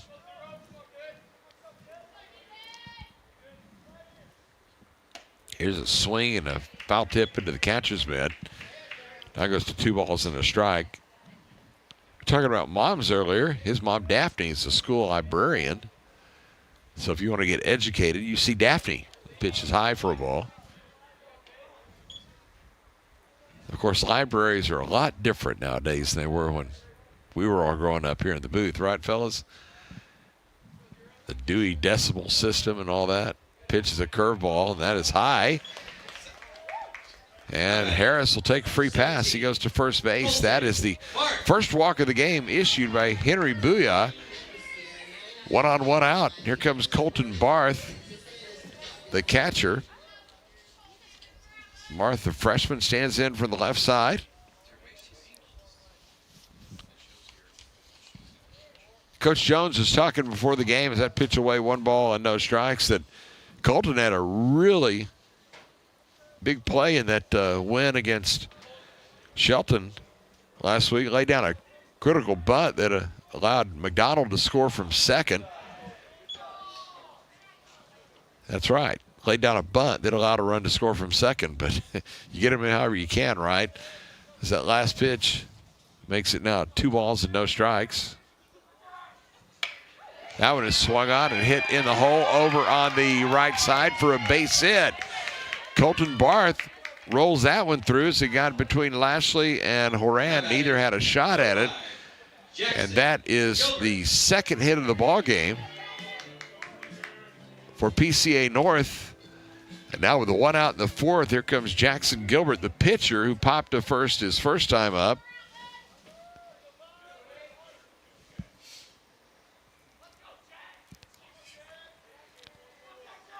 Here's the first offering. Curveball stays high, and it's 1 ball and no strikes. Thought I was seeing things earlier. We have our high home cameraman, Ben, who is here beside us in the booth. As that one is swung on and hit over on the left side. Slow roller toward the shortstop. Black, tough play, throws to first. Not in time.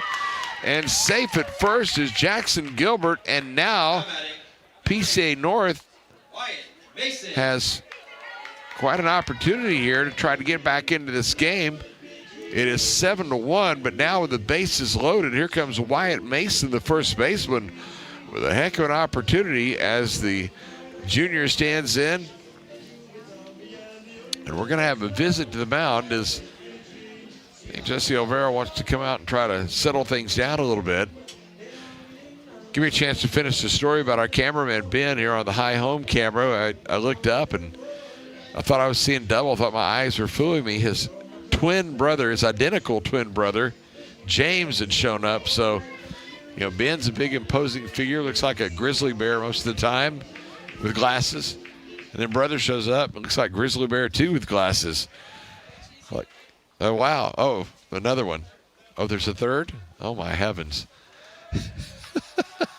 That was the sight. It's outside. That's funny. You see somebody, then see them again. They're right beside each other. Here's Wyatt Mason at the plate. It's a ball and no strikes. Back to the plate. That one's outside. And it's now 2-0. Tyler Teague is in the on-deck circle, so the Lions trying to mount a rally here at the bottom of the 4th inning in a 7-1 ball game. Here's the pitch. That one got through the catcher, back to the screen. Runner coming from third. It will score uncontested. And a wild pitch allows Harris to cross the plate. And it's now 7-2. So that one delivered by Booyah. Got through Flynn. Up to third base goes Colton Barth. Jackson Gilbert. Now at second, and Mason at the plate with a single. Could pull the Lions to within 3. Booyah pitching from the line, getting ready, and the delivery to the plate. That one is a breaking ball for a strike, and it's now 3-1. So a ground out to start the inning, which, by the way, was the 10th consecutive Lion that was retired, but then a walk, a single, and another walk right here will load the bases as Henry Booyah is having a little bit of trouble right now at the moment locating the strike zone. And now comes Tyler Teague, the center fielder. And same situation as we said just a moment ago. His teammate said, hey, he's got a heck of an opportunity to make this game a whole lot closer. First pitch is a strike, 0-1 to Teague. Again, a very astute student, studious. Takes all honors classes. Wants to be an engineer in the next stage of life. Pitch is a strike. And it's 0-2.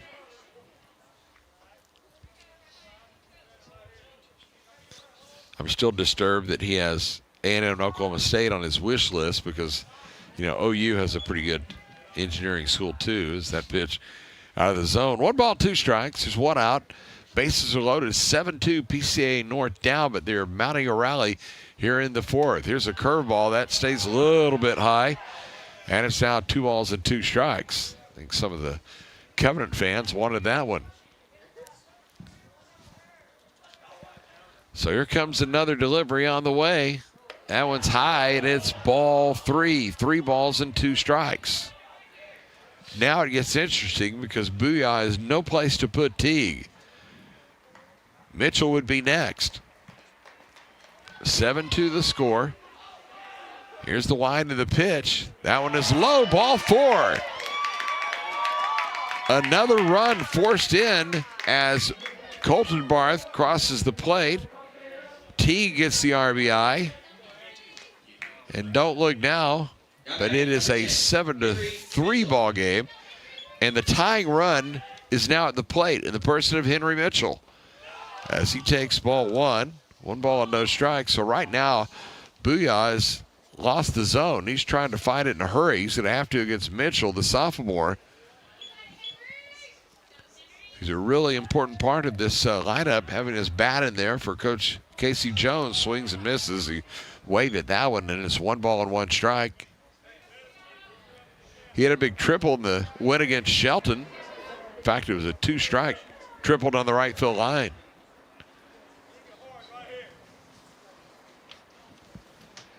Mitchell stands out, wants to adjust his batting gloves, dropped his bat. Getting everything all situated. Then we'll come back in. So here's Booyah ready. Pitch on the way, swing and a miss. Wave through that one. Now it's a ball and 2 strikes. 5 hits in the game so far for Covenant. 3 for PCA North is a strike. 3. He's had it bat to Henry Mitchell. The fans for the 2nd time in the ball game. So 2 gone now in the 4th inning, and that'll bring up Caleb Dysart, the designated hitter, who struck out his first time up. So Dysart with an opportunity here, shows bunt, takes that pitch high over the top of his head, and it is 1 ball and no strikes. Dysart, PCA North lifer, talked about his award that he got last week. His mom a counselor at PCA North. That pitch is a ball, and it's now 2 balls and no strikes.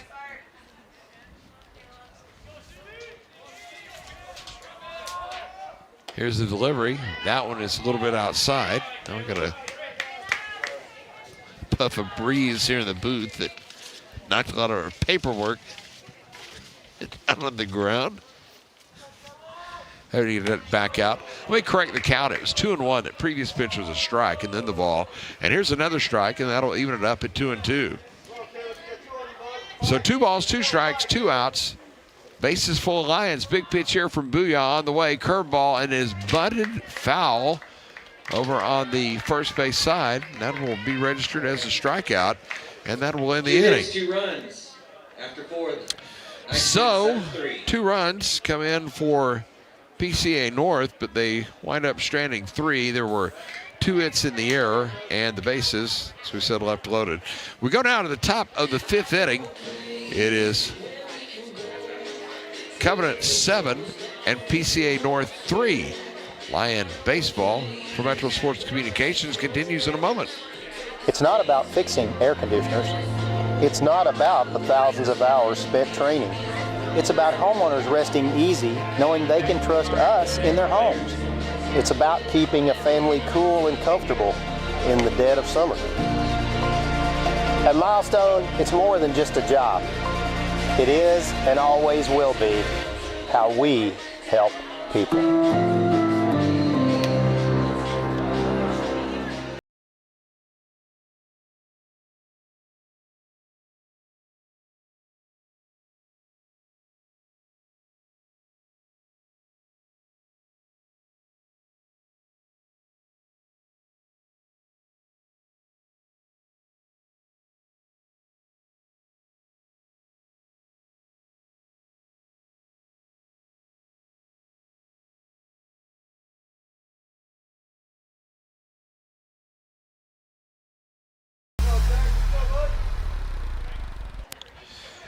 Jake Haas will lead off as we go to the top of the 5th inning. This is his 4th at bat of the ball game as Jackson Gilbert out for his 3rd inning of work as he throws a swinging strike, and it's 0-1. Haas has grounded out to second base and walked in his last 2 at bats. Haas is a freshman. Takes that pitch high for a ball. Count now goes to 1 ball and 1 strike. He has a very high baseball IQ, according to his coach, Jesse Olvera. Pitch inside and high, 2 balls and a strike.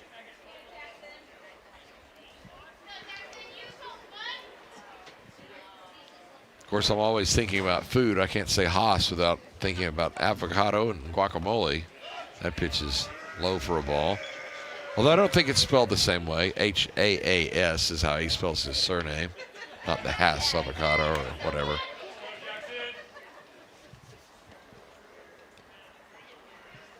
7-3, Covenant on top. Here's the pitch from Gilbert. That one is inside for ball 4. And it's for the 3rd straight time. Free pass issued to Jake Haas, and a leadoff man on for Covenant. Now Duke Black coming up. Duke has struck out a couple of times, was hit by a pitch and scored a run back in the 1st. Runner goes from first. The throw down is going to be in time. Nice throw right there from Colton Barth. And the tag applied, caught stealing. They tried to swipe that one there, but Colton Barth not having anything to do with that as he gunned him down. So Haas retired. So they applied that tag at second. And the pitch, curveball. Ball 2, 2 balls and no strikes here to Duke Black. Wyatt Horan, 3-hole hitter, is on deck. Flags now rustling out in center field, about 10 miles an hour blowing in. Here's the wind of the pitch. That one's inside and high. And I think I almost left home today, shirt sleeve, no jacket. And I thought, hey, it feels pretty good. Looked at the forecast. So, nah, I don't think so. Here's the pitch. That's high for a ball. And he'll toss the bat away. And Duke Black go to first base with another walk. Number 11. Starter Barth walked 8 before he left. Now 3 walks have been issued by Gilbert, so 11 free base runners given away to Covenant here in the ball game, and that'll get you every time. So runner at first is Black. Let's see if he goes. As man before him, Haas, got gunned down at second. Here's a curveball outside. 1 ball, no strikes. Well, Gilbert does love that curve, and when he gets it break across, well, it is a thing of beauty. Runner goes from first. That one is swung on and hit over on the right side. Second baseman gathers it in, and Barth throws to first. So the runner goes to second. Duke Black, 4-3 on the putout. There's 2 gone in the inning. And Cannon Flynn, catcher, comes up. He is 2 for 3 in the ballgame and has scored 2 runs. It's his last 2 trips to the plate. Flynn, a senior. Got a strike, 0-1. I mentioned that thing he does, the program called Spirit Night, their mascot, the Knights, so it's a play on that they put up on Instagram. So if you know where that is, you want to find it, you can check it out as that ball is swung on and hit into right field for a base hit. See if they send the runner around third. They will. The throw is not in time, and an RBI single for Cannon Flynn, and it's now 8-3. Well, he just reached out and poked that one into right field. And Black going all the way around to score. He gets his second run of the ball game. Runs coming in clumps now for the Knights. Here comes Everett Horan to the plate. Get Everett, one of the three Horan boys. Leighton, the oldest. And Everett and Wyatt. Pitch through the zone. Now Jackson Gilbert ready, back to the plate. Swinging the ball, hit right back through the middle, over the bag in second, and into center field. So sharply hit single will reach Everett Horan to first base. Flynn moves up to second. Number 17, Henry Holt. And here comes Henry Holt, now the left fielder.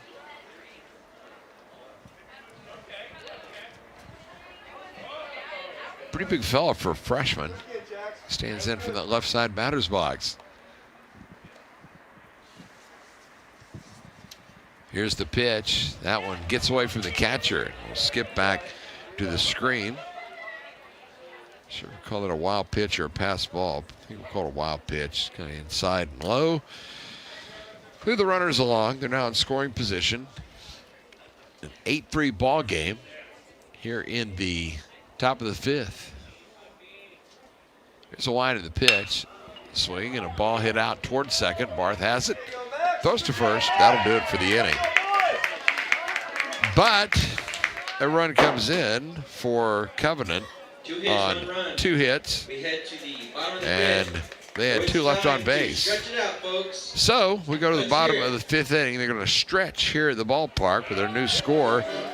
Covenant 8 and PCA North 3. And Lion Baseball continues for Metro Sports Communications. You gotta dip your chicken strips. Hey, this is Kiani. And this is Tabitha. And a little thing we love about Chick-fil-A chicken strips is all the different sauces we can dip them in. I like to line up all my favorite sauces so that in every bite, I have a different flavor. Then, with the tenderness of the chicken, the juiciness of it, it's all there. And for me, I like to mix my sauces so I get a little tang and I get a little sweetness all in one bite. That's just a recipe for a good time, you know? That's what makes it for me. Like, that's what does it for me. That's what I'm saying. Real guests paid for their testimonials.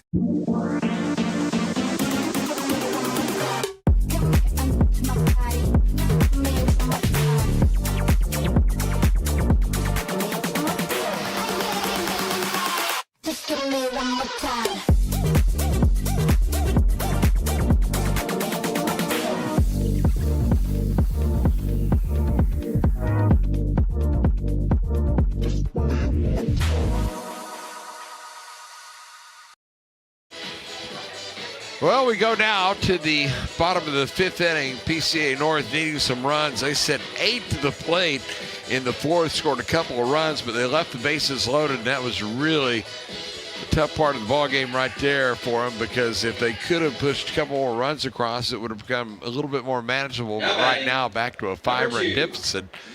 As we go to the top of the order, Max Barth will lead off, then Peyton McDonald and Neelan Harris. So 1, 2, and 3. It's Henry Booyah, who heads back out for, again, inning number 5. Booyah in the ball game has thrown a total of 67 pitches, 37 of those strikes. So the right-hander is set to go to work here against Barth, who has doubled and scored and grounded out in his 2 plate appearances. So he's 1 for 2. Barth waiting for that left side batter's box, and the first pitch of the bottom of the 5th. It's a ball downstairs.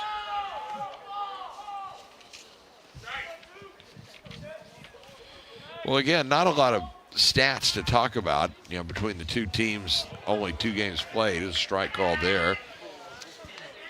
Covenant came in batting only 139 to this game, and they have put some hits on the board here in this one. There's a pitch taken. The count now goes to 2 balls and a strike. There's Booyah to the plate. That one is downstairs, and it's now 3-1. They had given up a few runs. Had Covenant coming into this one, that 21-1 loss they had in game one. Here's a swing and a ball hit over on the right side. The second baseman makes a heck of a play, and the throw to first. Oh my, what a play right there by Lashley to go over and corral it. But safe at first is Barth, who beats the wrap. So a single that allows Barth to leg that one out, but man, props to Lashley to get over there.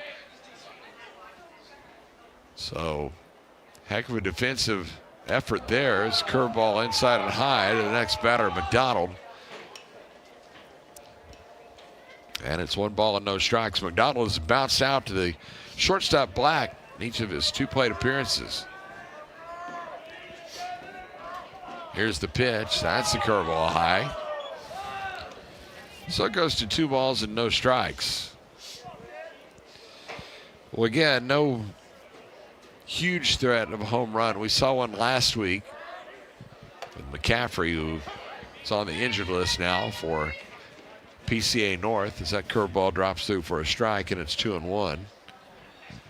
But you need to get them on, get them around here in the conventional way. Runner goes from first, pitch down at the turf, throw down not in time, stolen base. Barth safely into second.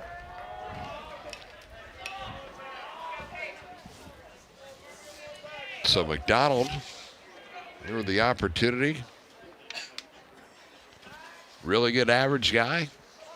Base stealing threat once he gets on. Waits on this pitch. That one's high, ball 4.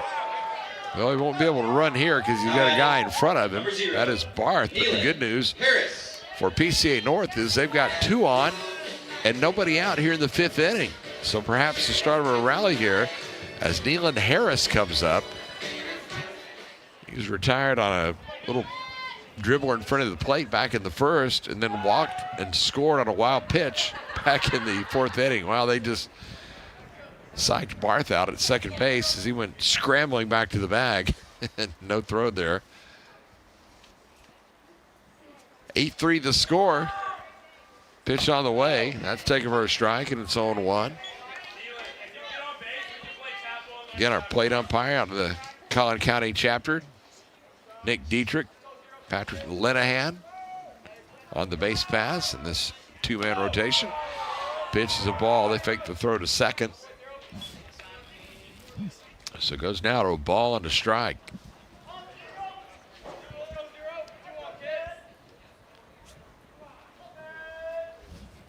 Still a bit of wintry feel here at the ballpark as that wind, which was calm before the game, is now picked up in the evening. A lot of people bundled up here in the seats of the ground. There's a ball hit sharply out toward the shortstop, fielded there, and Black will flip to Lashley at second. It'll get the force out on the man coming down. That is McDonald, who is retired 6-4. But safe at first base is Harris. On over to third goes Barth. So runners at the corners now, 1 out. And here comes Colton Barth, who had a single to right in his last at bat and scored a run after grounding out in the first. So he's 1 for 2. The freshman Colton has a chance here. Try to get another run home as that pitch almost got through the catcher, but blocked by Flynn and unable to move either of the runners up in that particular time.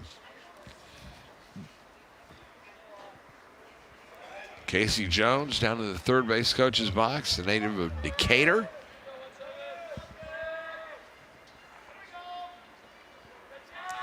Here's the the pitch. That one is downstairs, and it got the batter. It's a hit by pitch, and Colton Barth's going to go down to first base. That one skipped in the turf. Of course, if it hits the turf and then bounces up and hits the batter, it's still a wild pitch. Now batting, number 5. So now Jackson Gilbert. We've got 2 Barths on base, 1 at each corner. In between, we've got Harris at second. Here's another heck of an opportunity for PCA North with Jackson Gilbert at the plate. And he takes the first pitch ball, 1 ball, no strikes. As now Gilbert 1 for 2 in the ball game. Has a chance to help himself right now in an 8-3 game. Here's a swing and a ball hit in the air. That'll drop into right center field and score at least 1 run. As crossing the plate is Barth. Behind him comes McDonald's. It's a 2-run single for Jackson Gilbert, and the Lions are back in the ball game. It's 8-5. Well, that was well done right there by Gilbert to go the opposite way and start the merry-go-round as, again, Max Barth and Neelan Harris both crossing the plate. Now here comes Wyatt Mason as he fouls one back, and it's 0-1.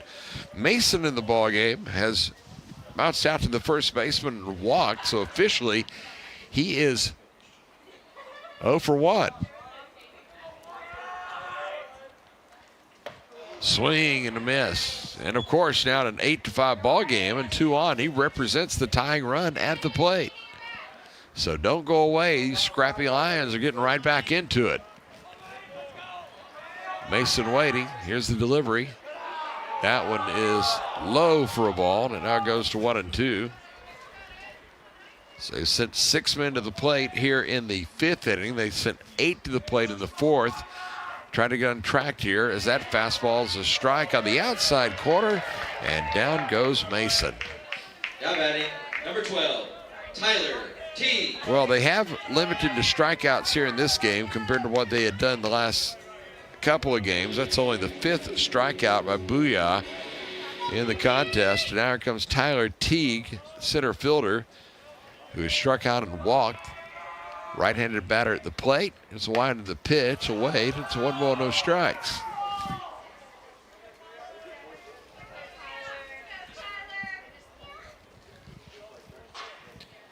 Great chance here for the Lions. Curveball stays high, and it's 2-0.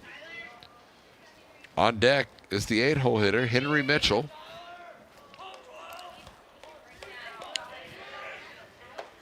Delivery taken for a strike there, and it's now 2 balls and 1 strike.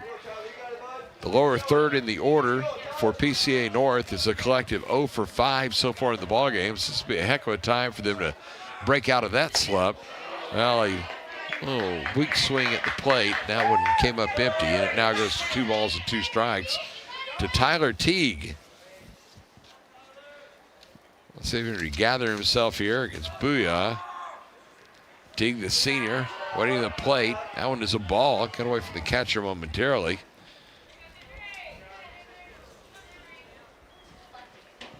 And a football, baseball, dual sport athlete. Now the pitch to Teague on the way. Curveball swung on, and that one is hit high in the air to center field.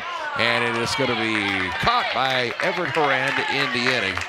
And 7 come to the plate for PCA North, and they wind up with a couple of runs in this 5th inning. 2 runs coming on 2 hits, and they leave a couple on. So now we go to the top of the 6th inning. Our new score, Covenant 8 and PCA North 5. More Lion baseball continues from Metro Sports Communications. With fast signs, see the visual possibility in your business. See it in lights and flags, on a van, in metal, on the floor, in color. With signs and graphics, you can say anything, do anything, be anything.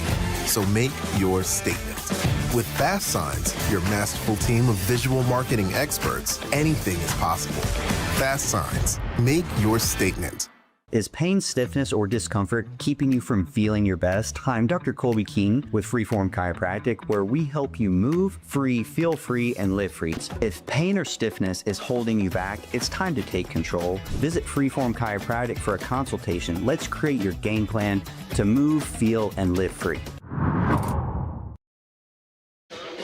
Thanks for being with us tonight at the ballpark as we go to the top of the 6th inning here at the Graham. It is Covenant on top of PCA North 8-5. I want to say thanks to Preston and Brooke working the cameras down the first and third base side. Doing a fine job there. Of course, Ben on the high home camera. Barry Walters, our engineer extraordinaire, down below. And all the Metro Sports crew. Bobby running the score bug, doing a fine job. Double duty, again, twice the pay. It's a good thing. As it'll be the lower third of the order, Luke Weatherford up against Jackson Gilbert, who goes out for his fourth inning of work. Again, he came in the third inning when Max Barth left, giving up 4 runs. Gilbert has given up 4 as well. All 8 of those runs have been earned as that one fouled away. So far, Gilbert has gone 2 1/3, given up 5 hits, 4 runs, 3 walks, 2 strikeouts. But again, those 11 walks issued, that's been the story of the night. It's that curveball. I've been a little bit high there. And it goes now to 2 balls and a strike to Luke Weatherford, who's 1 for 3 in the ball game. Swing and a miss. And now goes to 1-2. Weatherford, a senior. Would like to be the closer on this team a little bit later. He wouldn't be used as a pitching, try to nail things down. He can do that. He can pitch. He can catch. He can play DH. A little bit of everything. He's also on Channel Night. So if you look that up on IG, you'll see it. Here's a swing and a ball lifted into shallow center field. Coming on, and that is Teague there to make the catch. And there's out number 1. Now batting, number 6. The crowd explodes in glee as the out is made. 1 out. That'll bring up Hudson Lashley. Again, just a freshman. Pitches high and away, 1-0. If you missed off the top, son of SMU head football coach Rhett Lashley. His twin brother Thomas, a football player for the Knights. He said he's very inquisitive, so he asks a lot of questions. That's a good thing because you ask questions to gain knowledge. Strike called. And again, a future offensive coordinator perhaps for Lashley, as that one has popped out of play. And again, he is a little dude. I mean, over in that right side batter's box, he's still got time to grow as a freshman. That one is high for a ball. Goes to a ball on 2 strikes. Lashley at the plate, Wagliardo on deck. Get late in this one. Here's a swing and a miss, strike 3. Well, another strikeout there for Gilbert. That is his 4th of the ball game, 8th Covenant hitter to strike out in the contest. That'll bring up Andrew Wagliardo, the right fielder, who is 0 for 2. Struck out a couple of times, the walk sandwiched in between. First pitch, a strike. And it's 0-1 here to Wagliardo. Top of the order, Jake Haas is on deck. It is 8-5. Covenant on top in the top of the 6th inning. Swing and a miss. Gonna wave through that one. And quickly it is 0-2. So Jackson Gilbert will try to finish this one off right here. He's got a 2-strike count on the batter. Here's the pitch. Curveball stays high, and it's 1-2. The Lions have 6 outs to play with. They need to come up with 3 runs to keep this one going. 4 perhaps to win it. Here's a swing and a miss on a curveball, and Wagliardo is done as he has struck out 3 times in the game, and Jackson Gilbert continues to stack up Ks at the bottom of the order. He's now retired 4 in a row, so put a 0 on the board for Covenant as we go now to the bottom of the 6th inning. It's Covenant 8 and PCA North 5. Lions baseball continues from Metro Sports Communications. The Children's Health Andrews Institute is helping me get back into the swing of things. They're getting me back to reaching new heights. Back to sticking the landing. Back to setting goals and scoring them. Back to more than a game. As experts in everything from orthopedics to performance training, we specialize in getting DFW athletes back to doing what they love.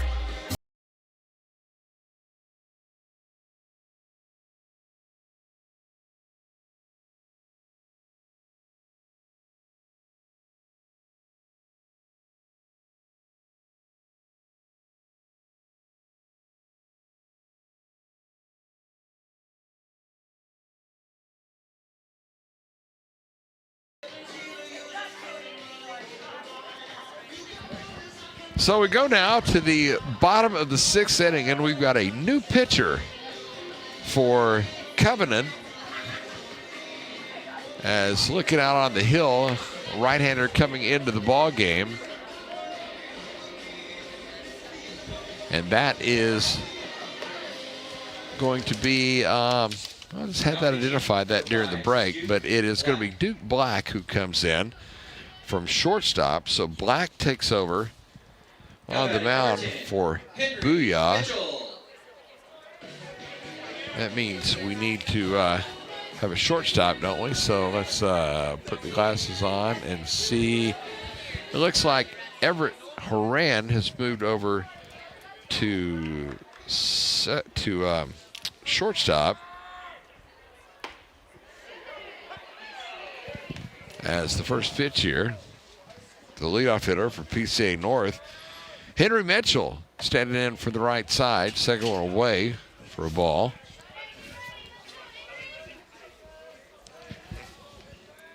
Here's the line of the pitch. That one is downstairs. 2 balls and a strike now. To Mitchell will be followed by Dysart and Barth. There's a little tapper in front of the plate. Picked up by the pitcher Black. He'll throw to first. And Mitchell retired 1-3. There's out number 1 here in the 6th inning. Now batting, number 6, Chase. Kind of a pinch hitter coming up now as Chase Atkins is going to bat for Caleb Dysart in the order. So insert Atkins here in the number 9 spot and give him a bat here in the 6th inning, an 8-5 ball game. Still plenty of time for the Lions to get back into it, but Atkins will have his first AB here. Atkins, a junior. Full-on PCA family. Older brothers on the state championship football team a couple of years ago. It's Chad. Has a younger brother, Brock, coming along the way, so Atkins of plenty at PCA North. Here's a swing and a miss, and it's 0-1. As he is up in this number 9 spot in the order. Max Barth's scheduled to be next. Here's a swing and a miss. Quickly down in the count now. No balls and 2 strikes.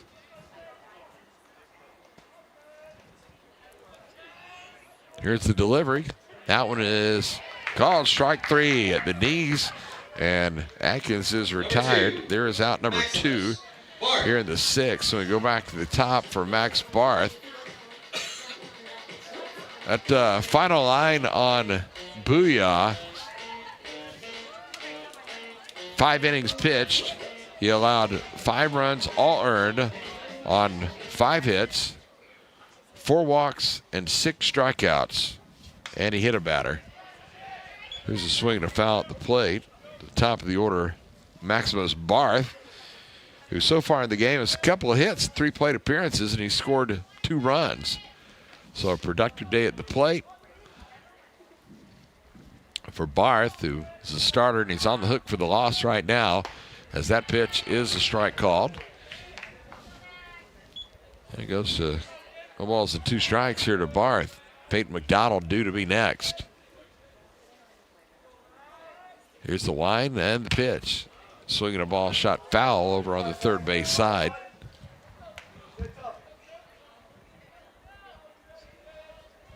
Just trying to see out in center field. Yeah, Booyah went to center field. That's what happened. They put him all the way out there. So they brought Horan into the infield. So a little 3-man switcheroo there. Everett Horan, the shortstop, Booyah in center field, and then Black into pitch. All the identification. There's a swing and a miss. Strike 3. And a very tidy 6th inning for Duke Black, who comes in and makes short work of the PCA North offense in that 6th inning. 3 up, 3 down. Go the Lions. We go to the 7th. Score remains. Covenant 8. PCA North 5. And Lion Baseball continues from Metro Sports Communications. With friendly and knowledgeable dealers who install long-lasting and reliable systems, you can trust Comfort Maker to keep you a step ahead with advanced technology and exceptional comfort. At Paris Baguette, our expertly crafted cakes, decadent pastries and breads, and freshly brewed coffees are always served with a smile.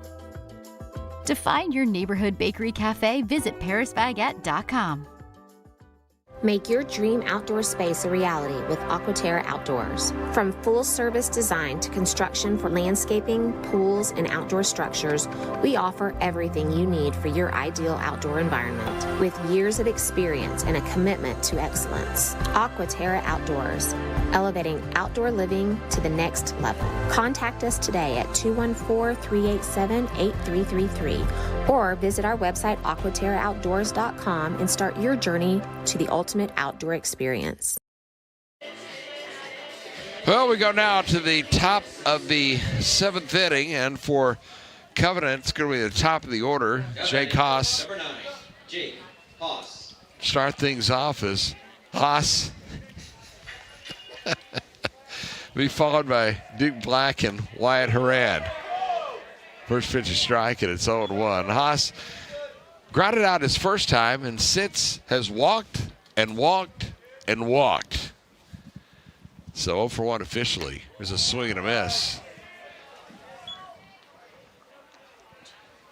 So again, the top of the order here for Covenant as they have broken out of their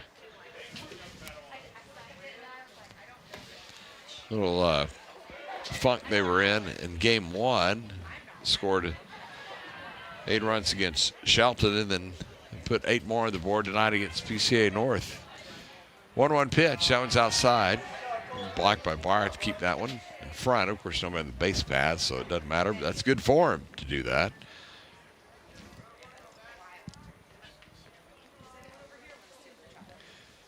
Pair of 40-somethings. Skipper in this one, and both 40 years old.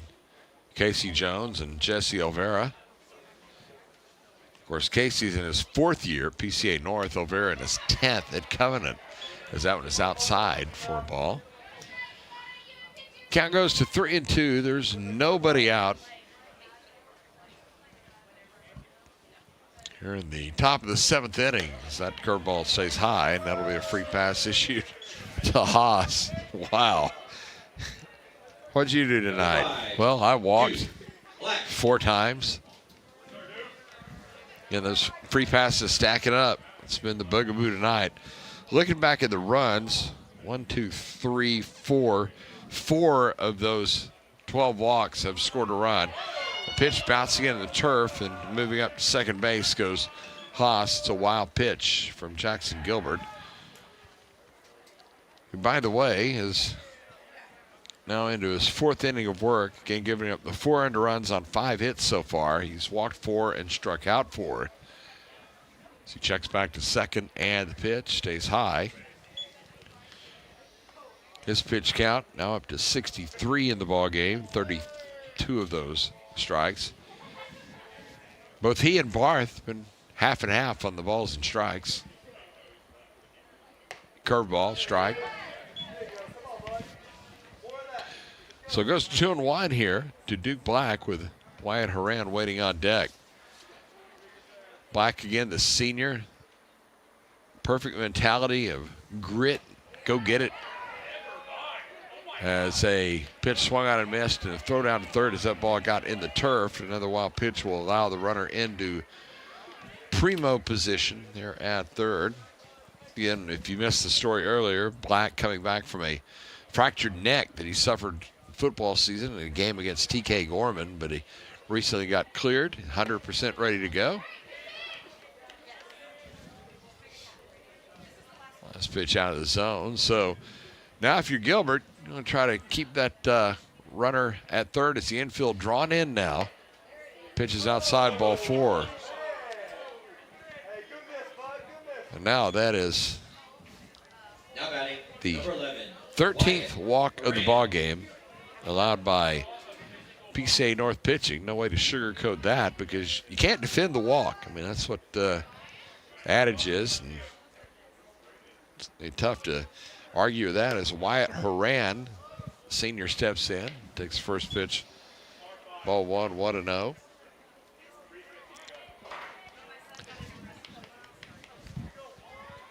Wyatt, the spiritual leader we talked about on the team of the Horan boys.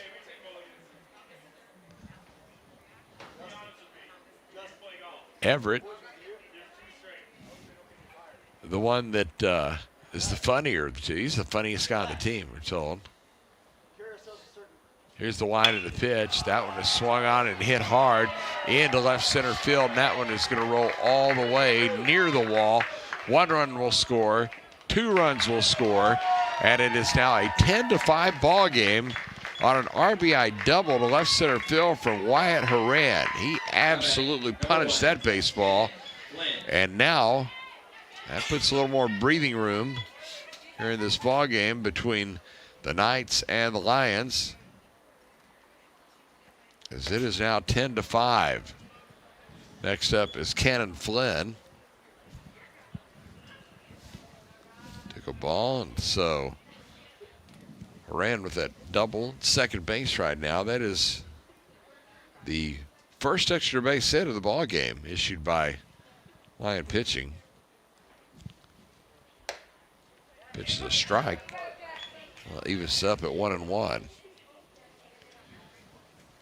So Gilbert's now been touched for 6 earned runs in the ball game. Not to, is that ball taken inside and high, 2 balls and a strike. Not to beat that dead equine anymore, but that is now 6 of those free passes that have come around to score. Here's the pitch, high for a ball. Goes to 3-1. Again, this is very developmental on the mound as these pitchers doing their best. Just takes repetition and practice as that one is low. Runner goes toward third as it got down to the turf. So a wild pitch will allow Wyatt Horan to move to third base. Trotting down to first with another walk is Cannon Flynn. Now Everett Horan, the center fielder, coming up. He has walked 3 times in the ball game and singled. Casey Jones coming out, may have another change. Yep, that's what the case is going to be here. It looks like he's calling Mitchell in from left field, so we'll see if that's who he's going to go with as the pitcher. And yep, tosses the ball to him, and so it looks like Mitchell will be the guy here in the top of the 7th inning in a 10-5 ball game. Again, this one has not had the crispness that the first one did last week, first game of the season when we were an hour and 37 minutes and out of here. This one is closing in on 2 hours, but looks like we'll have this pitching changed. I'm not sure personnel-wise who will be going where. Looks like now Neelan Harris is going to go out to the outfield, it would appear. He's going to go to left field as Mitchell comes in. So Mitchell becomes third pitcher of the ball game. Enter him in the scorecard. We're now in the top of the 7th inning. It is 10-5. And trying to get things stopped here is Coach Casey Jones. So we'll have to wait for Mitchell to loosen up. He's been in the outfield, but he hadn't been throwing any baseballs, so he gets the opportunity to do that right now. And chance to remind you, we will have a couple more PCA North games, but later in the year. Check your listings We can actually, get kind of creative here and tell you when it is, because we have the schedule. So why not use it, right? We have a game scheduled on the 16th of March. That's coming up in, 3 weeks from tonight against Lucas Christian. That'll be the next time we have a PCA North broadcast here. And then one more coming up in April against Garland Christian. That is on April the 13th. So mark those down on your calendar if you're a PCA North fan. Got 2 more broadcasts. Again, one on March the 18th against Lucas Christian. And then one more against Garland Christian on April the 13th. John Asher Flores. So, as we mentioned, got changes. Actually, it was John Flores who's going to go in now in left field as Mitchell comes in to pitch. And the first guy he'll face is Everett Horan. Pitches the ball, and the runner goes to second base. Take the free pass there. 10-5 the score. Barth comes out behind the plate, go out and make sure he and Mitchell are on the same page. There are 2 Knights now in scoring position, as they've scored runs in all but 2 innings so far. 1 in the first, 3 in the third, 3 in the fourth, 1 in the fifth, and 2 here in the 7th. Right-hander ready, comes to the plate. That one is swung on and miss. A little sharp bite on that one. So nice start here against Everett Horan. Henry Holt waiting on deck. No balls, 2 strikes. Still nobody out here in the inning. Here's the pitch outside for a ball, and it's 1-2.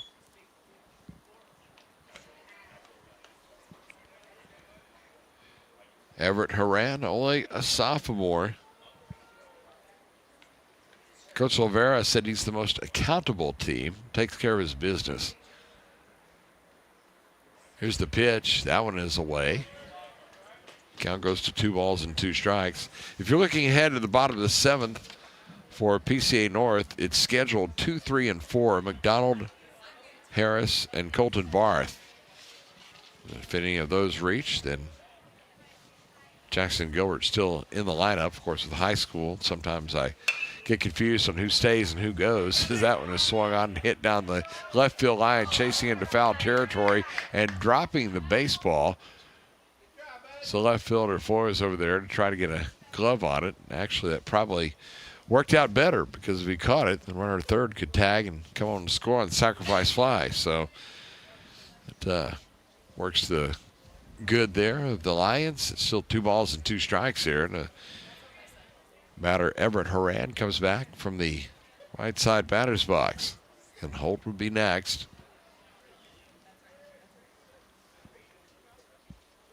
High set, and the pitch way outside, overthrew that one.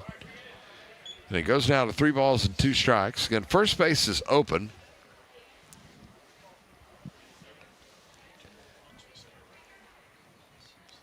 Two Knights on the bases, both in scoring position.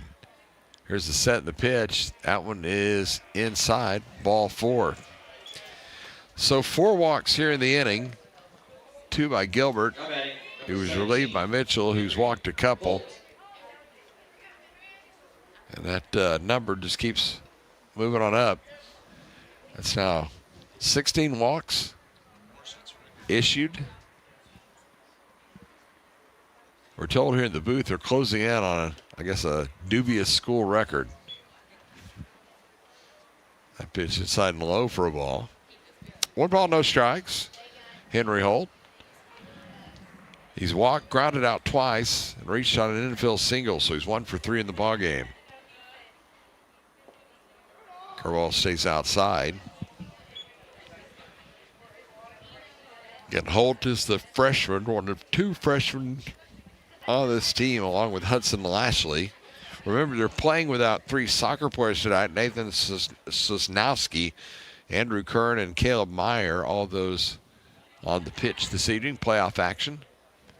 Infield in, pitch way outside for a ball, and we go now to 3 balls and no strikes. So Mitchell's just trying to do what he can to get this ball over the plate, but right now it is not cooperating as he has walked the first 2 batters he's faced since coming in. And he's got to deliver it right here or else another run will come through. That pitch is swung on, hit in the air into left center field. Will drop down for a hit. 1 run scores. Here comes another run to the plate. 2-run single there for Henry Holt, and it is now a 12-5 ball game. Well, he didn't get a whole lot of the bat on that, but he put it in the right place into left field. And again, guys are off and going on that single as Everett Horan moves up to second base. Wyatt scores. Flynn scores. Again, a 12-5 contest right now as those 2 runs driven in by Henry Holt. Now Weatherford at the plate. It was 1 for 4 in the ballgame. Runner goes for third. That one was swung on, hit off the end of the bat foul, and it goes to no balls and 2 strikes. Again, there is no one out here in the inning, as this one has taken a little while. Again, we'll have a quick recap when this one's over, and then call it a night, as Lions are going to need a heck of a comeback to avoid falling to 1-2 on the year. Here's the set and the pitch. That one comes back to the screen, and the runners will move up 90 feet as Horan goes over to third base and Holt moves up to second. Again, if you didn't hear Casey Jones on the pregame pointing out that Covenant, a larger school than PCA North, higher classification, so not that big of a disparity among the numbers on the teams as that pitch inside. That goes to 2 balls and 2 strikes. 7 men have hit here in the 7th inning for the Covenant School. Weatherford at the plate. Lashley hoping to get a chance on deck.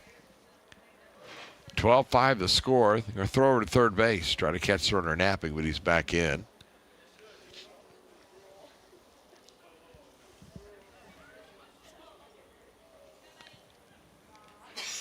Well, their next PCA North broadcast in March, I would think by then we'll be in shirt sleeves at that point. Won't have to be worrying about any frigid air as that curveball stays inside. And again, it's just kind of a tough situation here for Mitchell in the ballgame. He's trying his best to throw strikes, but you know, it's just something, again, as we talked earlier, it takes repetition and practice. And right now, some rough spot of the game as he gets a, well, the ball is loose and a run comes in to score. What was that about? Was it a drop third strike perhaps? Okay, that's what it was. So a strikeout. That's the first out of the inning, and I guess what it was, they threw down. A runner came from third and crossed the plate on the throw. Well, that's a weird scoring decision. I guess he just, you know, because they tried to throw to first, so it becomes a fielder's choice, I guess, of sorts. Not really a fielder's choice, but anyway, run comes in to score and make it a 13-5 ball game, and now Lashley at the plate. Looking at the ball, no strikes. Here's the pitch. That's a strike. And now it's 1-1. Lashley, the 8th man to hit here in the inning. They batted around in the 3rd, sent 7 to the plate in the 4th, 6 in the 5th, and now 8 here. It's a ground ball out to the second baseman and picked up by Barth, who throws to first in time for the out. So 4-3 retires Lashley. And over to third base will go Henry Holt. 2 gone in the 7th. His 9th man to hit in the inning will be Andrew Wagliardo. Stands in for the right side batter's box, and the delivery on the way. That one is a strike on the outside corner, and it is 0-1.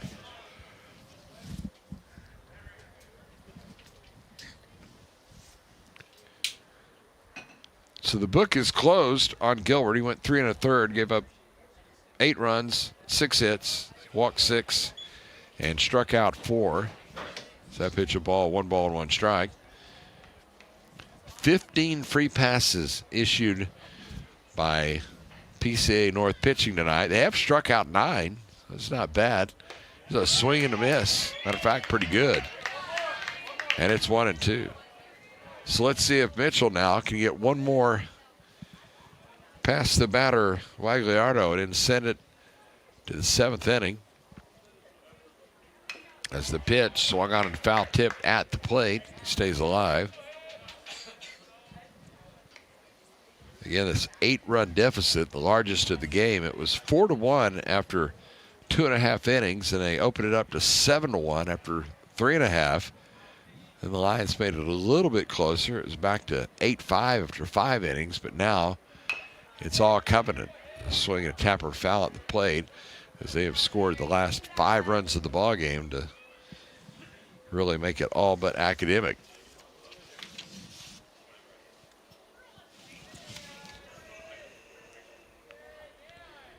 So Henry Mitchell trying to throw one more through the zone here, as that one is fought off down the left side, back out of play. So the battle continues as Mitchell, the sophomore, really known as being a strike throwing pitcher. Again, Casey Jones, his coach, had him to work with all fall. They get to work on what he does on the hill. Again, still learning the craft. I mean, a lot of young guys here. Pitch inside, almost got the hitter, but as it is, it's going to be ball 4. And they'll put the runner on at first. Or hit by pitch, beg your pardon. Hit by pitch. So it'll be 1st and 3rd. Back to the top we go for Jake Haas. You know his story. Talked about it a minute ago. He grounded out in the 1st and then has walked 4 consecutive times. Has anyone ever walked 5 times in a game? I don't know. Here's the pitch. Check swing. Said he went around, and it's 0-1. Yeah, looking at the totals tonight for Covenant, Flynn has had the big night. He's 3 for 4 with a run driven in and 3 runs scored.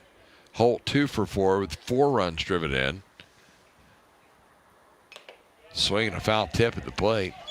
And it's now no balls and 2 strikes. For the Lions, a couple of multi-hit guys. Maximus Barth 2 for 4, 2 runs scored. Jackson Gilbert 2 for 3, and he's driven in a couple. 13-5, Covenant up here in the 7th. High set and the pitch. That one is swung on, lifted in the air towards center field. It'll drop for a base hit. Another run will score. Haas with his first hit of the contest, and it's now 14-5. Now batting, number 5. As on the play, Wagliardo goes up to second base as Holt crossing the plate.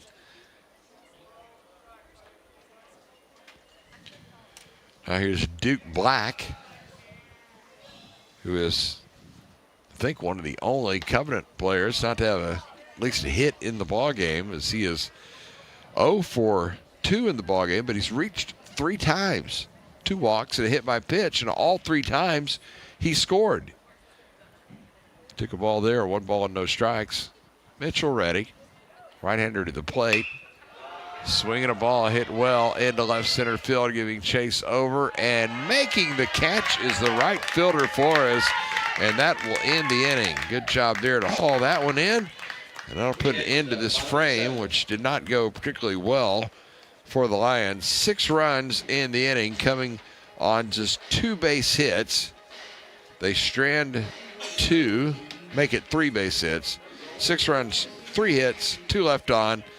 And now we go to the bottom of the 7th inning with our new score, the Covenant School 14 and PCA North 5. And Lion Baseball continues for Metro Sports Communications.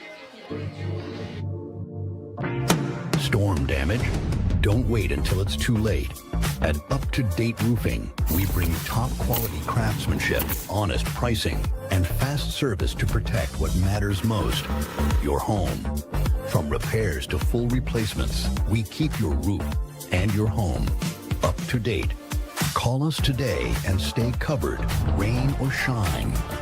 Up-to-Date Roofing, keeping you covered no matter the weather.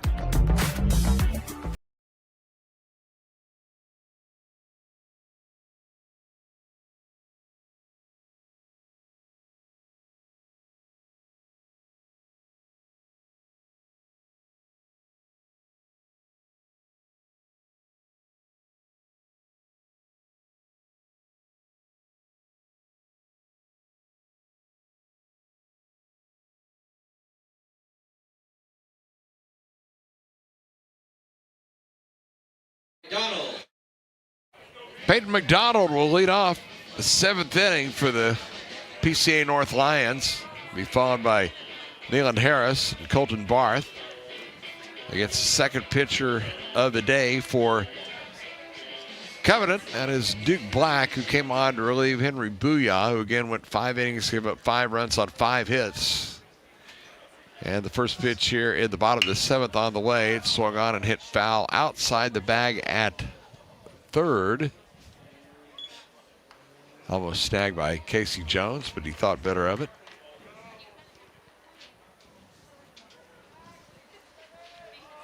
No balls and a strike. Back to the plate, swing and a miss. He was chasing that one. It was McDonald, and no balls, 2 strikes. He's bounced twice to the shortstop, walked his last time up, got forced out at second base.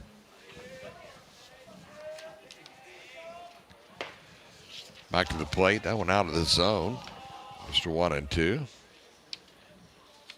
McDonald again, a 4-year starter. Led the team in doubles last year with 5 and stolen bases with 10. Is that pitch? Oh, called strike on the outside corner. I think our plate umpire, Mr. Dietrich, ready to head to the house. Yes, there is. Strikeout number, let's see, do some math here. That's number 3 for Black in his inning in the 3rd of work. There's Nealon Harris to the plate. That pitch bouncing in. We have a brief wrap up when we're done. Stick around for that. A reminder, our next PCA North game coming up mid-March. There's a strike.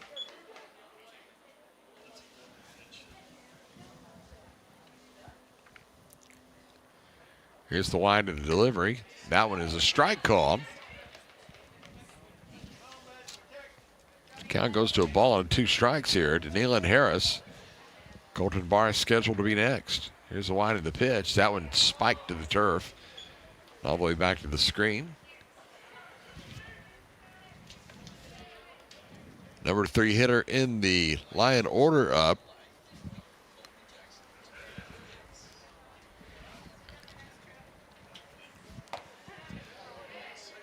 There's a called strike 3. Pitch to Nealon Harris. And takes it, heads back to the dugout. And that is 4 consecutive strikeouts for Duke Black as he's trying to end in style. And now Colton Barth, freshman, coming to the plate. And we'll see what he can do to try to stem the tide here as the Lions are down to their final out of the ball game.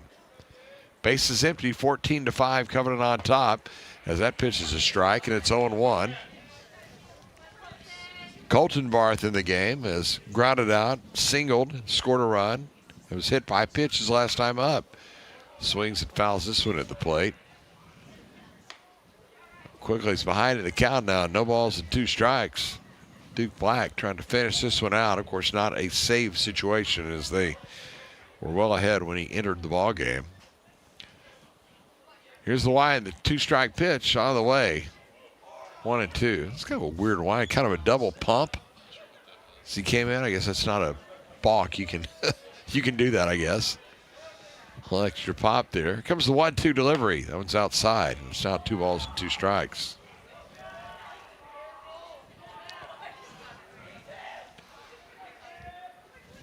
Here's the line to the pitch. Called strike 3, outside corner. That'll do it. The last 5 Lions strike out. And this one is in the books. Thanks for coming out, as folks. we end at 9:13 tonight. Week, same time, same place. Again, the final score. Monday night. Covenant School 14 and PCA 5. Back with the final totals when Lion Baseball for Metro Sports Communications continues after this. Hey there, Lion Nation. I'm Rudy Casanova, owner and president of Global Strategic Business Process Outsource Solutions. In athletics, teamwork is everything. Each player has a role, and when they come together, they achieve greatness. At Global Strategic, we believe the same principle applies to the workplace.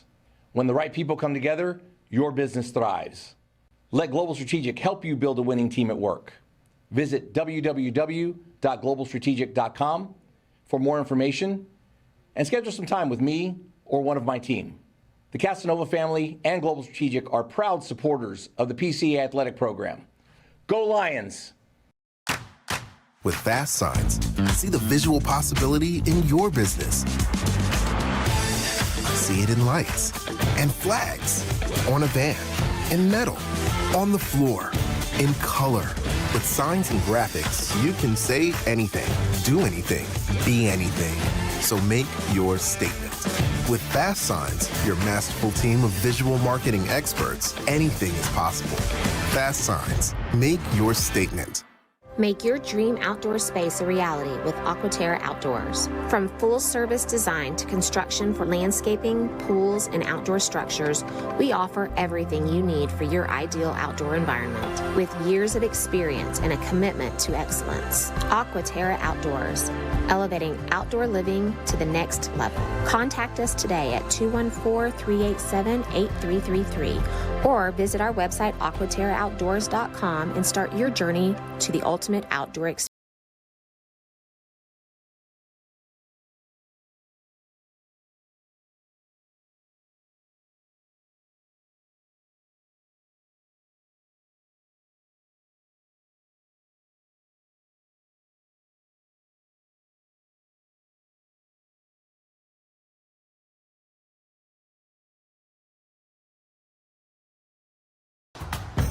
The Children's Health Andrews Institute is helping me get back into the swing of things.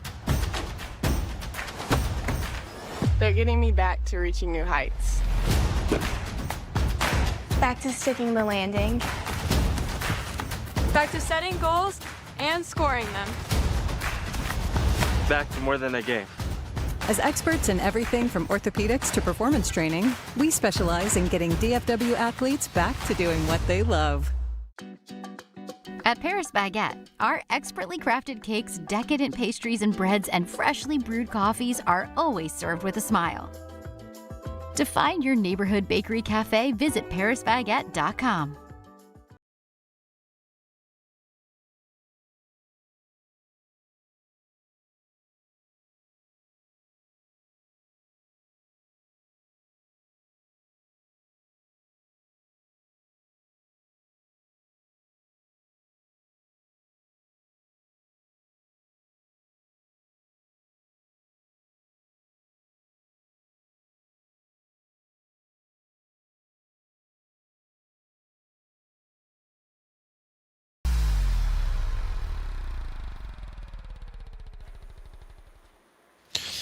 Here are the final totals in the ballgame tonight as the Covenant School wins it 14-5 for the Knights. 14 runs, 10 hits, 1 error, and 12 men left. For PCA, 5 runs, 5 hits, 1 error, and 5 left. The winning pitcher was the starter for the Covenant School. That is Henry Booyah, as he goes 5 innings, gives up 5 earned runs on 5 hits, 4 walks, 6 strikeouts. He's 1-0, and Max Barth takes the loss as he falls to 0-2. He went 2 2/3, gave up 4 earned runs, a couple of hits, but couldn't find the strike zone as he had 4 walks allowed, struck out 5, walked a batter, and hit a batter. And again, the story of the night, and it's not a good story to be told, but PCA pitching winds up walking 15 batters on the evening. So not the best of night as far as controls. It was Barth followed by Gilbert and then Mitchell. So they've got to shore that up. I'm sure Casey Jones and the coaching staff will be working on that, helping to shore those numbers a little bit. As far as the multi-hit games, again, 2 players with 2 hits for Prestonwood as Maximus Barth went 2 for 4 with 2 runs scored, 2 for 3 for Jackson Gilbert as he drove in a couple of runs. Again, as we mentioned earlier on the broadcast, a 3-hit night for Cannon Flynn as he wound up 3 for 4 with 3 runs scored and a run driven in, and then a big night also for Henry Holt as he was 2 for 4 with a run scored and 4 runs driven in, and a 2 for 4 night as well for Wyatt Horan. Don't forget him, 2 for 4, 2 runs scored, and he drove in a couple as well. 3 RBIs for Mr. Booyah, who helped himself. That's a pitcher who can get it all done. So add all that up, it's a 14-5 score. And oh, by the way, our time of game was 2 hours and 14 minutes, played in front of a bit of a chilled crowd. It wasn't so bad when it started, but then wind picked up a little bit. Got a little bit on the chilly side. So that will put a wrap on our broadcast tonight. I want to thank everyone who had been a part of it tonight. Brooke Messeret on a camera on short notice. I want to say special thanks to Preston Clark. Great job there. Of course, the high home camera, Ben Stevenson, and his look-alike identical twin who popped up as well, James. Great job by those fellas. And also, of course, don't ever forget the great Barry Walters for coming out and putting everything together. Technically, pretty smooth show tonight, I would think. Bobby McDonald on the scorebug as well. Tip of the cap to you, sir. So, again, our next broadcast of a PCA North game, if you want to put that again on your calendar, it is going to be on Monday, March the 16th, as they take on Lucas Christian here at the Graham. Monday, March 16th, so be ready for that one. We'll have PCA as far as Prestonwood, right here at the local campus, coming up the night after that as they take on Bishop Lynch to open district play. So for all those folks that I just mentioned, I want to say thank you for being with us tonight. A reminder of the final score: Covenant 14 and PCA North 5. Until the next time we talk, have a wonderful and blessed rest of your week. Be safe out there, and we'll talk to you next time. Chuck Kelly saying so long from Plano. Prestonwood Christian Academy Baseball has been brought to you by Freeform Chiropractic, Children's Health, Andrews Institute for Orthopedics and Sports Medicine, Harris Baguette, Cowboys Fit, Bass Signs North Dallas, Sky Ranch, Aquaterra Outdoors. Also by Texas Tiny Teeth Pediatric Dentistry and Orthodontics. Up to date roofing, Incentive Brands, Chick-fil-A at Plano Parkway and Park Boulevard, Comfort Maker Air Conditioning and Heating, Global Strategic, Milestone Electric, and Vista Physical Therapy. Lions Baseball, an exclusive sports presentation of Metro Sports Communications.